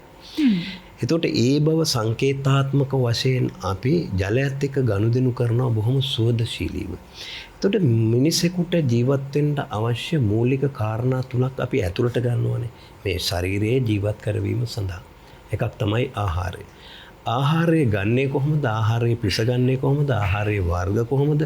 ආහාරය සංස්කරණය කරන්නේ කොහොමද? ආහාරයේ තියෙන රසගුණ වීර්ය විපාක මේ සියල්ලම පිළිබඳව උපදෙස් දීලා තියෙනවා. ඒ වගේම තමයි වාතය අපි ඊළඟට දෙවෙනිව ගන්න. වාතයෙන් අපි ජීවත් වීම සඳහා වාතයේ පිරිසිදු කිරීම සම්බන්ධයෙන්මුත් අපේ පැරණන් අපූර්ව මේක කියන්නේ පරිසරය ආරක්ෂා කර ගැනීම. ඊළඟට ජලය පිරිසිදු කර ගැනීම සම්බන්ධයෙන් අපේ තාක්ෂණය තිබ මේ සූර්ය මංගල්‍යයේ අපි කෝණ මංගල්‍යයේදී ජලයත් එක්ක ගනුදෙනු කිරීම තුලින් පෙන්වන්නේ මොකක්ද? අඟුරු අද චාකෝල් ජලයෙන් එන්නේ මේක විද්‍යාත්මකව අද හොඳම ජලය හැටියට කියන්නේ සෞඛ්‍ය ආරක්ෂා කර ගැනීම හැටියට චාකෝල් මිශ්‍රිත ජලය චාකෝල් ජලය තමයි පාවිච්චි කරන්න කියලා කියන්නේ. ඒක අපිට පිටරට යන්නේ හඳුන්වලා දුන්නේ ඒක නිසානේ. ඒව බොන්න වැඩි කැමැත්ත. හැබැයි ඉතින් අපි වතුර දැම්ම භාජන පිළිබඳව ඊට පස්සේ අපේ රජවරුන් වතුර දාගත්ත එක බඳුන් වල දැන් ජලයේ තියෙන මෙහෙම එකක්. ජලයට තමයි තමන්ගේ මට්ටම හොයාගන්න පුළුවන් එකම ද්‍රව්‍ය. කොහේ තිබ්බත් තමන්ගේ මට්ටම හොයාගන්න පුළුවන්. ඒක පළවෙනි කාරණා. ඊළඟට තමයි ජලය තමන් ඉන්න තැන අනුව ඒ හැඩතල ගන්න පුළුවන්. වෙන කිසිම ද්‍රව්‍යයකට නෑ ජලය හැර තමන් තියෙන තැනේ හැඩතල ගන්න එක. අනියෝජනය. ඊළඟට තමයි ජලයට දැන් හොයාගෙන තියෙනවා මේ මතකය තියාගන්න පුළුවන් කියලා. ජලයට මතකය තියාගන්න පුළුවන් කියලා. අපි ශරීරය ගන්න. ශරීරයේ 50% ගානට වඩා වැඩියෙන් අපේ ශරීරයේ තියෙන ජලය. එතකොට මේ ජලය මත දැන් මෙතුමා කිව්වා අර මේ මොකද දෘශ්‍ය සම්බන්ධයෙන් කියන කතා බහේදී මට මතක් වෙච්ච දෙයක් තමයි මේ අපේ ශබ්ද පූජාව. ඒ කියන්නේ සූර්ය මංගල්‍ය ඇතුලේ මේ හඳට හූ කියන ඒවා රබම් පද ගහන ඒවා ඔන්චිලි ගායනා එතකොට එකට එකතු වෙලා කියන කවි පද ජනගී මේ සියල්ලම තුල තියෙන්නේ ශබ්ද චිකිත්සාව. මේ ශබ්ද චිකිත්සාව ඊටාම වැදගත් වෙනවා අපේ ශරීරයේ මේ ජලය පිරිසිදු කර ගැනීම සඳහා. ඒක අපි දැන් ඔය කියන්නේ ඇන්ටි ඔක්සිඩන්ට් කියලා. ඕකම තමයි ප්‍රතිඔක්සිකාරක. ශබ්ද චිකිත්සාව කියන්නේ අපේ තියෙන ජනගායනාවල තියෙන එක. එතකොට මේ ශරීරයේ ඇතුලේ ඒ ජලයේ නියමාකාරයෙන් ශරීරයේ පවතින විදිහටම තිබ්බොත් අපේ ස්මෘතිය, ඒ කියන්නේ ස්මරණ ශක්තිය මතක තබා ගැනීමේ හැකියාව සංවර්ධනය කරා ගන්න පුළුවන් මෙන්න මේ தත්ත්වය. එතකොට තමයි අපේ ওই පැරණම් මේ ජලය සම්බන්ධයෙන් ගනුදෙනු කිරීමේ වැදගත්කම. ඊළඟට තමයි අලුතෙන් හොයාගෙන තියෙනවා එක් තැන්වල තියෙනා වූ ජලය ගත්තාම මේ ජලය අපි සීතකරණය ඒ කියන්නේ සීතකරණය දාලා මේක ක්ලස්ටර්ස් හදා ගන්න පුළුවන්. එතකොට මේ බඳුන අණුව තියෙන තැන අණුව ඒ ක්ලස්ටර්ස් එතකොට ශරීරෙත් ඒ ක්ලස්ටර්ස් ඒ විදිහට තියෙනවා. එතකොට මේ අපි ඒ ක්ලස්ටර්ස් අණුව ඒ වතුර පාවිච්චි කරනවා නම් අභ්‍යන්තරයේ සෞඛ්‍ය ආරක්ෂා කර ගැනීම සඳහා ඉතාම වැදගත් වෙනවා. මේ මහාචාර්යතුමා දැන් හිසතෙල් ගෑමේදීත් චාරිත්‍රය වෙනස් වෙනවා කලින් කලට විවිධ ඊළඟට එන්න ආවේ දැන් තෙල් කියන්නේ අපේ දේශීය සහ ආයුර්වේද වෙදකමේ ප්‍රබලතම ඖෂධයක් හැටියටයි තෛලය හඳුන්වන්නේ. තෛලයට අපි කියනවා ස්නේහ කර්මය කියලා. ස්නේහනය ඇති කරන දෙයක්. එතකොට දැන් විද්‍යාත්මක වශයෙන් ගත්තාම අපේ හිසෙහි තියෙනවා අපේ මේ ශරීරයේ තියෙනවා විශේෂිත ස්ථාන අපි මේවට කියනවා මර්මස්ථාන කියලා. දඬුබස්නාමානේ එහෙම අපේ අංගම් පොර කලාවේ එහෙම මේවා සඳහන් වෙලා තියෙන. ඒ වගේම දේශීය වෙදකමේ සහ ආයුර්වේද වෙදකමට අනුව අපි මේ ශරීරයේ තියෙනවා ප්‍රධානම ස්ථාන 107ක්. මේ 107න් එක ස්ථානයක් තමයි මෙතන තියෙන. අපි මේකට කියනවා අධිපති මර්මය කියලා. ඊළඟට තව ස්ථානයක් තියෙනවා මෙතන අපි කියනවා ඔකට ස්ථාපනීය මර්මය කියලා. අද ඔබතුමියගේ ස්ථාපනීය මර්මය ස්ටිමියුලේට් කිරීම නම් පේන්නේ නැහැ. මොකද අපි තිලකේ තියන්නේ කාන්තාවගේ ස්ථාපනීය මර්මය සම්බන්ධයෙන්. එතකොට දැන් වඳින කෙනා වඳිනකොට හිස පාත් කරලා අර පසඟ පිහිටුවලා වඳිනකොට ඒ ස්ථාපනීය මර්මය තමයි ආඥා කියන චක්‍රයක් තියෙනවා. මේ ස්ථාපනීය මර්මයත් එක්ක සම්බන්ධ වෙන මේක යෝග දර්ශනයේ බොහොම අපූර්වට විස්තර කරන ආඥා චක්‍රය. ඒතර බුද්ධිය සම්බන්ධයෙන් චක්‍රය. ඒක නිසා මේ ස්ථාපනීය මර්මය සහ ආඥා චක්‍රය අතර ලොකු බැඳීමක් තියෙනවා. මේ බැඳීම කරන්නේ නාඩි සිස්ටම් කියලා ඒ පුරාණ නාඩි ක්‍රමය කියලා තියෙනවා. මේ නාඩියක් කරා තමයි මේක සම්බන්ධ වෙන්නේ. එතකොට අපි මොකක්ද කරන්නේ හිස තෙල් ගානකොට ගෑමේදී වඳිනකොට ගානකොටත් අපි ඔළුව අත ගන්න. ඔළුව අත ගන්න නිකමුත් නෙමෙයි ශබ්ද පූජාවක්ද සහිතව. එතකොට තෙල් ගෑම නිසා මෙතන අධිපති මර්මය තමයි අපි ටච් කරන්නේ. මේ අධිපති මර්මය හරහා යනා වූ මර්මයක් තියෙනවා සහස්‍ර චක්‍රයක් සහස්‍රාර චක්‍රය. මේක තමයි බුද්ධියේ ඉහළම චක්‍රය හැටියට හඳුන්වන්නේ. එතකොට ප්‍රඥාව බුද්ධිය මේක වර්ධනය කිරීම සඳහා තියෙන චක්‍රය තමයි අපි ස්ටිමුලේට් කරන්න ඕනන්නේ. එතකොට හිසතෙල් ගෑමේදී සිදු කරනු ලබන්නේ අපි අධිපති මර්මය හරහා සහස්‍රාර කියන චක්‍රය සම්බන්ධයෙන් ගනුදෙනු කිරීම. මේ හරහා අපි ලබා දෙනවා ඒ චක්‍ර ස්ටිමුලේට් කිරීමලා යම්කිසි බුද්ධිමය අපේක්ෂාවක් මේක තුල තියෙනවා. ඊළඟට තෙල්වල භෞතික ගුණ ගත්තාපුවම තෙල්වල තියෙනවා බොහෝ විට ශරීරයේ තියෙන මේ රූක්ෂ බව, වියලි බව නැති කිරීමේ. ඒක නිසා වාත සමන චිකිත්සාවක්. දැන් වාත, පිත්ත, කප කියන මේ තුන් දොස් ගත්තාපුවම පිත්ත සහ කප කියන මේ දෝෂ දෙක හරියටම වැඩ කරන්නේ අර සූර්යා සහ චන්ද්‍රයා කියන කාරණාව ඒකින් කරන ක්‍රියාකාරීත්වය තමයි සිද්ධ වෙන්නේ. එතකොට මේ වාතය මගින් තමයි ඒ දෙදෙනා පාලනය කරන්නේ. මේක බොහොම අපූර්වට විස්තර කරනවා මේ ආයුර්වේද ශාස්ත්‍රයේ විසර්ග ආදාන වික්ෂේපයි සෝම සූර්යා නිලා යතා ධාරයන්ති ජගත් දේහන් කප පිත්තා නිලාස්තතා කියලා.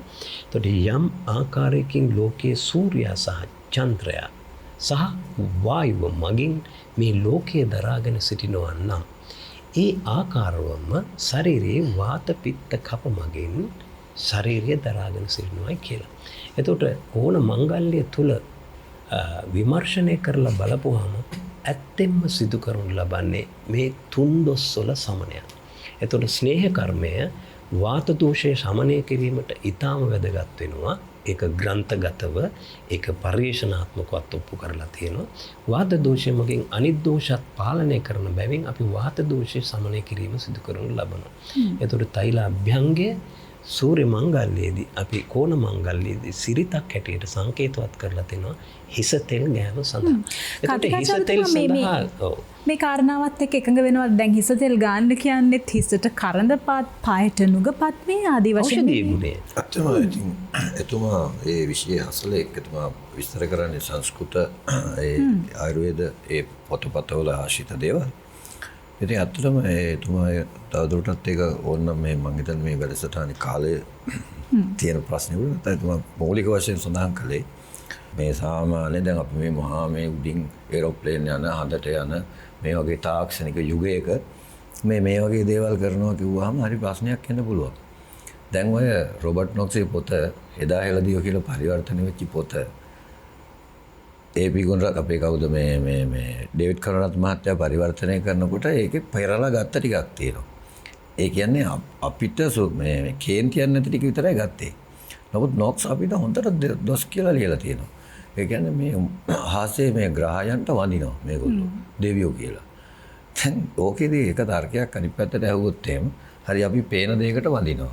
ඕගොල්ලෝ නොපෙනෙන දෙවියෙකුට වඳිනවා. අර මට්ට කුණ්ඩලි කතාවෙත් ඔය කතාව කියනවා මම පේන ග්‍රහණයට වඳිනවා. මේ ඔබ ඔය කතා කරන්නේ නොපෙනෙන මිනිසෙක් ගැනනේ කියලා.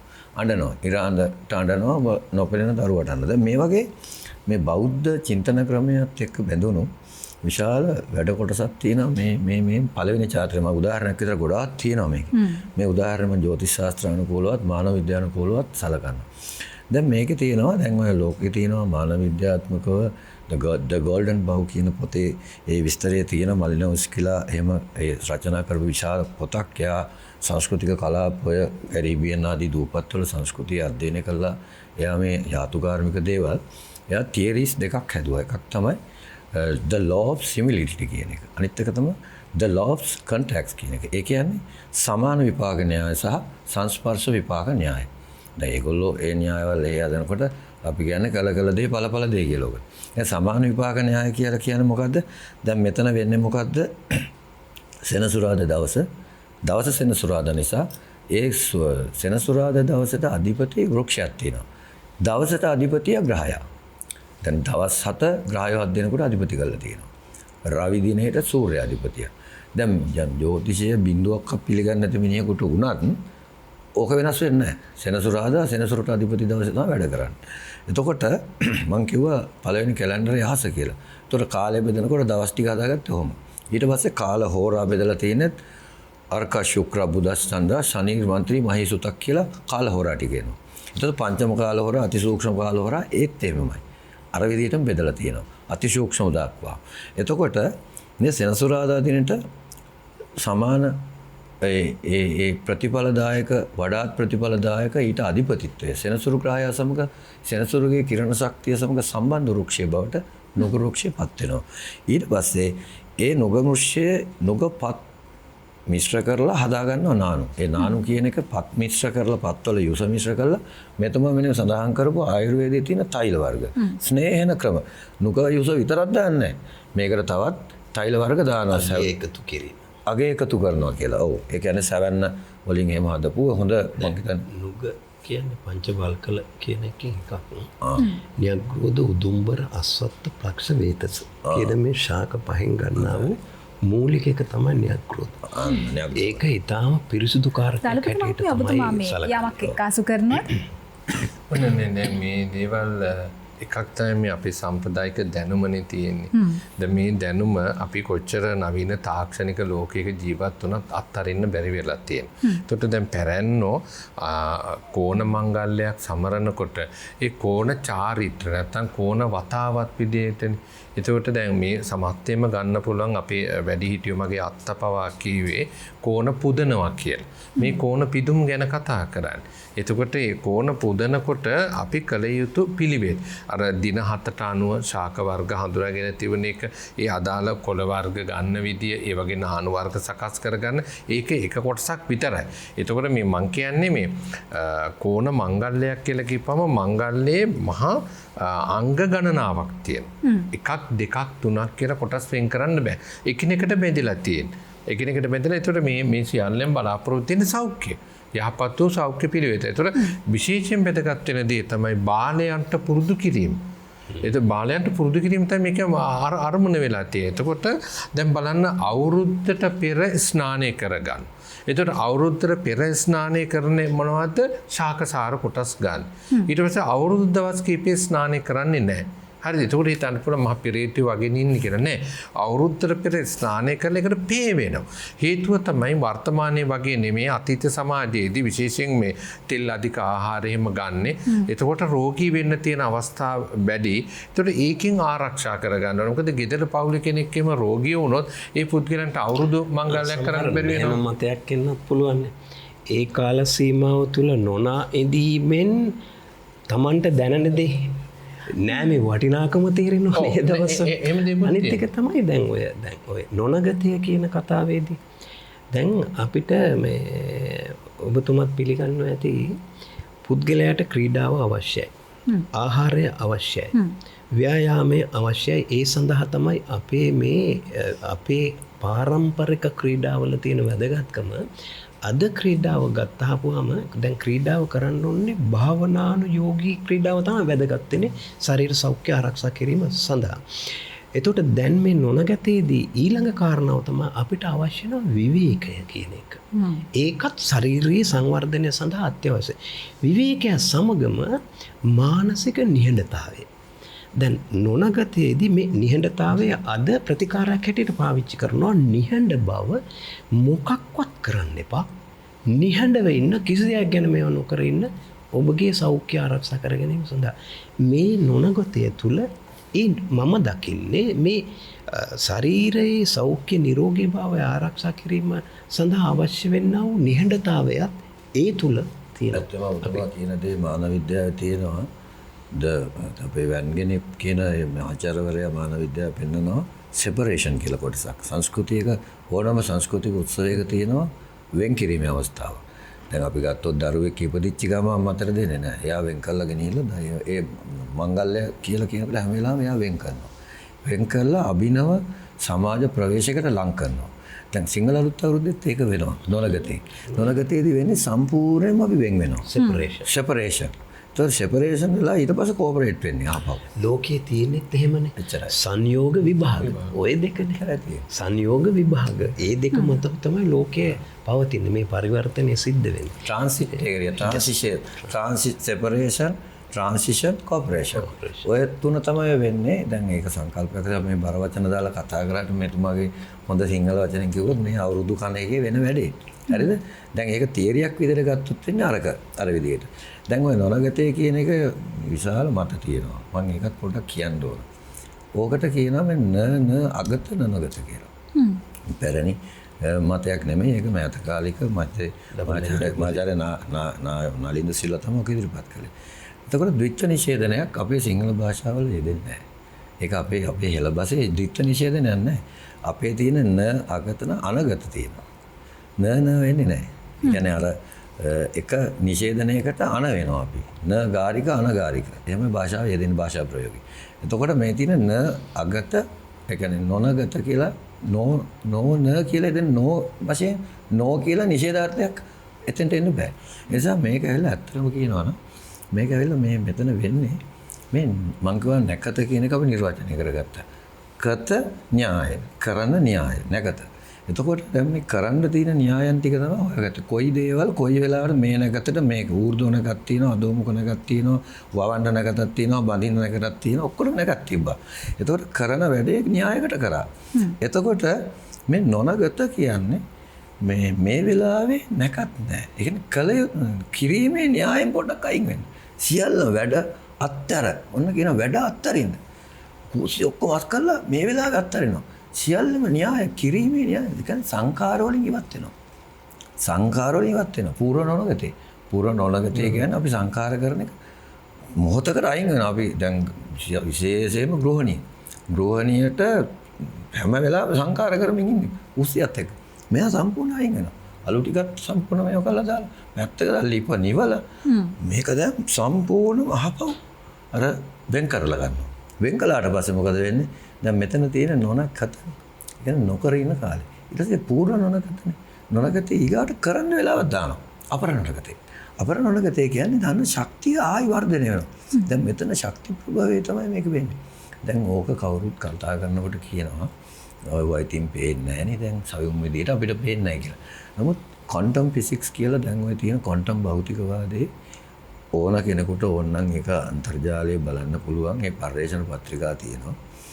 දැන් ඒ අය ඔප්පු කරලා තියෙනවා.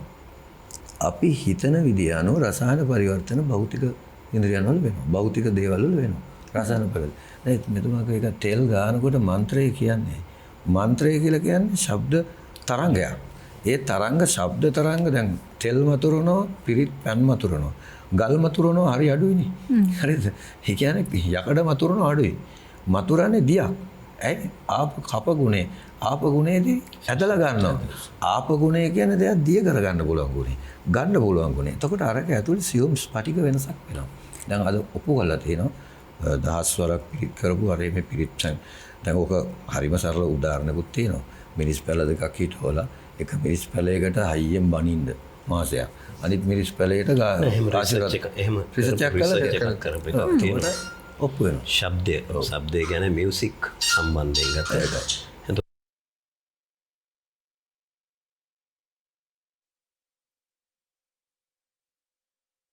චිකිත්සාව කළා. Stand by. 5, 4, 3, 2, 1. දැන් මේ භෞතික විද්‍යාත්මකව කියන්නේ ක්වොන්ටම් භෞතික විද්‍යාත්මකව අපිට සලකනකොට අපිට පේනවා මේ භෞතිකයන්හි විපර්යාසය අපගේ මානසික ක්‍රියාවලිය තුළ සිද්ධ වෙනවා. මනස භෞතිකයට බලපාන. මේක දැන් ඔප්පු වෙලා තියෙනවා. මනස භෞතිකයට බලපානවා කියන එක. එතකොට දැන් මේකට සාම්පල් නිදර්ශනක් තියෙනවා. මෙතුමා මේ ගැන දන්නවා. ඒ කියන්නේ අපි මිරිස් පැල දෙකක් අරගෙන මිරිස් සෝප් මොනවා හරි චූටි පැල මේ සංවේදී අවස්ථාවේ තියෙන පැල දෙක මිරිස් පැල කියන හරිම සංවේදී පුංචි අවස්ථාව අරගෙන එක මිරිස් පැලයකට බනිනවා. එක මිරිස් පැලයකට ගාථාවක් හෝ ආදරය කරමින් සබ්බපාපස ගාථාව මොනවා හරි රිචුවලි වටිනාකමක් තියෙන දෙයක් කරනවා. කරනකොට මේ පැලය වර්ධනය අඩාල වෙනවා. දැන් ඕක හොඳට අපේ පැරණි දැනන් හිටිය දලුවතු මහත්තයා කටහඬ එන තැන්වල පොල් හැදෙනවා කියලා. මේ පන්සල් වල බලන්න මේ තැඹිලි ගහක් බැලුවොත් පන්සලේ සාපේක්ෂව ගත්තාම පන්සල්වල හැදෙන තැඹිලි ගහේ පළදාව අඹ ගස්වල තියෙන පළදාව ඒ අර ශබ්දයේ තියෙන වූ වටිනාකම ඒ පිළිවෙතම දුලාශී දැන් අපේ වැඩිහිටියෝ ඒකන අපේ අත්තප්පලා ඉන්නවනේ ඒගොල්ලෝ කුඹුරු යායට යනකොට වගා බිමට යනකොට ඒගොල්ලෝ මේ යාය අතගාගෙන යන්නේ සබ්බපාපස්ස ගාතාව කියාගෙන අතගාගෙන යනවා මල් පූදිගෙන එන මිරිස් පැලවෙන්න පුළුවන් බගා වෙන්න පුළුවන් අතගාගෙන යනවා ඒකට ඒක ඇතුලේ මොකද්ද කරේ ඒ අර කියපු අර ගුණය තමයි මේ වර්ධනය කරන්නේ ඕක හැබැයි අලුත් අවුරුද්ද කියන්නේ බක්මහටත් අදාළ වෙනවා බක්මහා නැකත් වෙලාවට පැලෙින්දනවනේ ඒ පැලෙින්දන එක හුදකලාව කරන්නේ පවුලේ පන්දුරේ පිරිමි උදවිය සියලු දෙනා සම්බන්ධ කරගන්න. වැඩාල්ලනවා කියලා අපි කරපු දේ. ඒකට ඒගොල්ලෝ මිදුලට බහැලා ඊගට කරන දේ තමයි අර පැලින්දීමේ කටයුත්ත කරා. ඒකට ඒකෙදිත් අනිවාර්යයෙන්ම සබ්බපාපස්ස ගාතාව කියමින් තමයි තාත්තා පුතාලා බෑනලා සියලු දෙනා කරේ. ඒ කියන්නේ පරම්පරා සියල්ලට මේ උරුමේ පැවරුවා. දැන් මෙතුමා කියපු තවත් කාරණාවකට වැදගත් එක. ඒ කියන්නේ දැන් අපිට වැඩාල්ලනවා කියන වචනේ. දැන් ওই වචනේ මේ වෙන භාෂාවක හිතා ට්‍රාන්ස්ලේට් කරන්නත් බෑ ඕක. දැන් වැඩාල්ලනවා කියන එක මේ වර්ක්ස් කැචින් කියලා හැම ඉංග්‍රීසියෙන් දැම්මොත් ඒක විහිළුවක්. හරි? ඒක ට්‍රාන්ස්ලේට් කරන්න බෑ. ඒ සංස්කෘතික අර්ථ දෙන්න බෑ. මොකක්ද ඇත්තට වැඩාල්ලනවා කියන්නේ? වැඩ කියන්නේ මොනවද? සංකාර. සංකාර. වැඩ කියන්නේ සංකාර. ක්‍රියා. ඕන වැඩක් කියන්නේ හිතෙන් වැඩ කරන්න පුළුවන් ආකාර තුනයි. සිත කය වචනේ. එතකොට දැන් වැඩ අල්ලනවා කියන්නේ මොකද්ද? අල්ලන්න ඇයි වැඩ අල්ලන්නේ? අපි අහලා තියෙනවා අපිට අතෙන් ගුලන් අල්ලනවා කියලා. ඒ කියන්නේ වැඩක් අපි කරනකොට නිරන්තරයෙන්ම ඒක නිරන්තර කරන්න ඕනේ. අයිස්ක්‍රීම් එකක් කනවා කියන්නේ. අයිස්ක්‍රීම් එකක් කනවා කියන්නේ මොකද්ද? අයිස්ක්‍රීම් එක ක්‍රියාවලියක්. ක්‍රියාවලිය. ඒ වගේ තමයි ඕනම වැඩක් කරනකොට ඒ වැඩේ මූලාරම්භයක් කරන්න ඕනේ. ඒ මූලාරම්භ අවස්ථාව විතරයි. ඒක ගෙවිලා යනවා ඊගා මාත්‍රේ ආයි කරන්න ඕනේ. ඊගා මාත්‍රේ ආයි කරන්න ඕනේ. ඕකයි වැඩ අල්ලනවා කියන්නේ. කාලාත්‍රේ කතා බහින් අපිට සමුගෙන යන්න කාල වේලාව ඇවිත්. අද අපිත් එක්ක එකතු වුණ විද්වත් මණ්ඩලයට මුලින්ම ස්තුතිවන්ත වෙන්න ඕනේ. අද දවසේ අපිත් එක්ක එකතු වුණා දෘශ්‍යාත්මක මානව විද්‍යාවේදී කොළඹ විශ්වවිද්‍යාලයේ පුස්තකාල විඤ්ඤාපන විද්‍යායතනයේ බාහිර කතිකාචාර්ය සාහිත්‍යවේදී සුමින්ද කිත්සිරි ගුණරත්න මහත්මයා ඒත් එක්කම අපිත් එක්ක එකතු වුණා අද දවසේදී මහාචාර්ය ආර්.එස්. ජයවර්ධන මහත්මයා ඒත් එක්කම අපිත් එක්ක එකතු වුණා ජනශ්‍රුතිවේදී සාහිත්‍යවේදී මහින්ද කුමාර දලුපත මහත්මයා. තිදෙනාටම ආයු බොහෝ වේවා. කොහොම ස්තුතියි. එහෙමනම් ඉතින් සමුගන්නට සූදානම් සමුගන්නට කලින් යමක් ඔබට මතක් කරන්නට තියෙනවා. මේ දිනවල ඔය සමාජ ජාලා වෙබ් අඩවිවල එහෙමත් නැත්නම් පුවත්පත්වල මම නිරන්තරයෙන් දකින දැන්වීමක් තියෙනවා. අවුරුද්ද ඔබට සතුටින් ගත කරන්න ඔබේ දෙමාපියන් අපිට බාර දෙන්න කියලා. සිංහල අලුත් අවුරුද්දේ එහෙම චාරිත්‍ර තිබුණේ. අද අපි කතා කරේ හෙළයාගේ සිරිත් විරිත් හෙළයාගේ යහගුණ වලින් පිරිපුන් මේ මහා මංගල්‍ය ගැන. ඔබ අලුත් අවුරුද්ද සමරන්න එහෙම සමරන අතරතුර ඔබේ දරුවන්ට නැත්නම් අපේ අනාගත පරපුරට හෙළයාගේ මේ මහා මංගල්‍යයේ හොඳ දේවල් යහ දේවල් ඉදිරියට රැගෙන යා යුතු දේවල් පැහැදිලි කරලා දෙන්න. යලිත් දවසක අපි නව වසරේදී මුණ ගැහිමු. මුණ ගැහි කතා කරමු හොඳ දේවල් ගැන. එහෙමත් නැත්නම් කතා කරන්නම ඕනේ. නමුත් අපි කතා නොකරන දේවල් සම්බන්ධව අපි ඔබට ප්‍රාර්ථනා කරනවා 890ක් රෝග 990ක් ව්‍යාධීන්ගෙන් තොර වූ සුබ යස යහගුණ වර්ධනය වූ සුබ නව වසරක්. ආයිබෝවන්.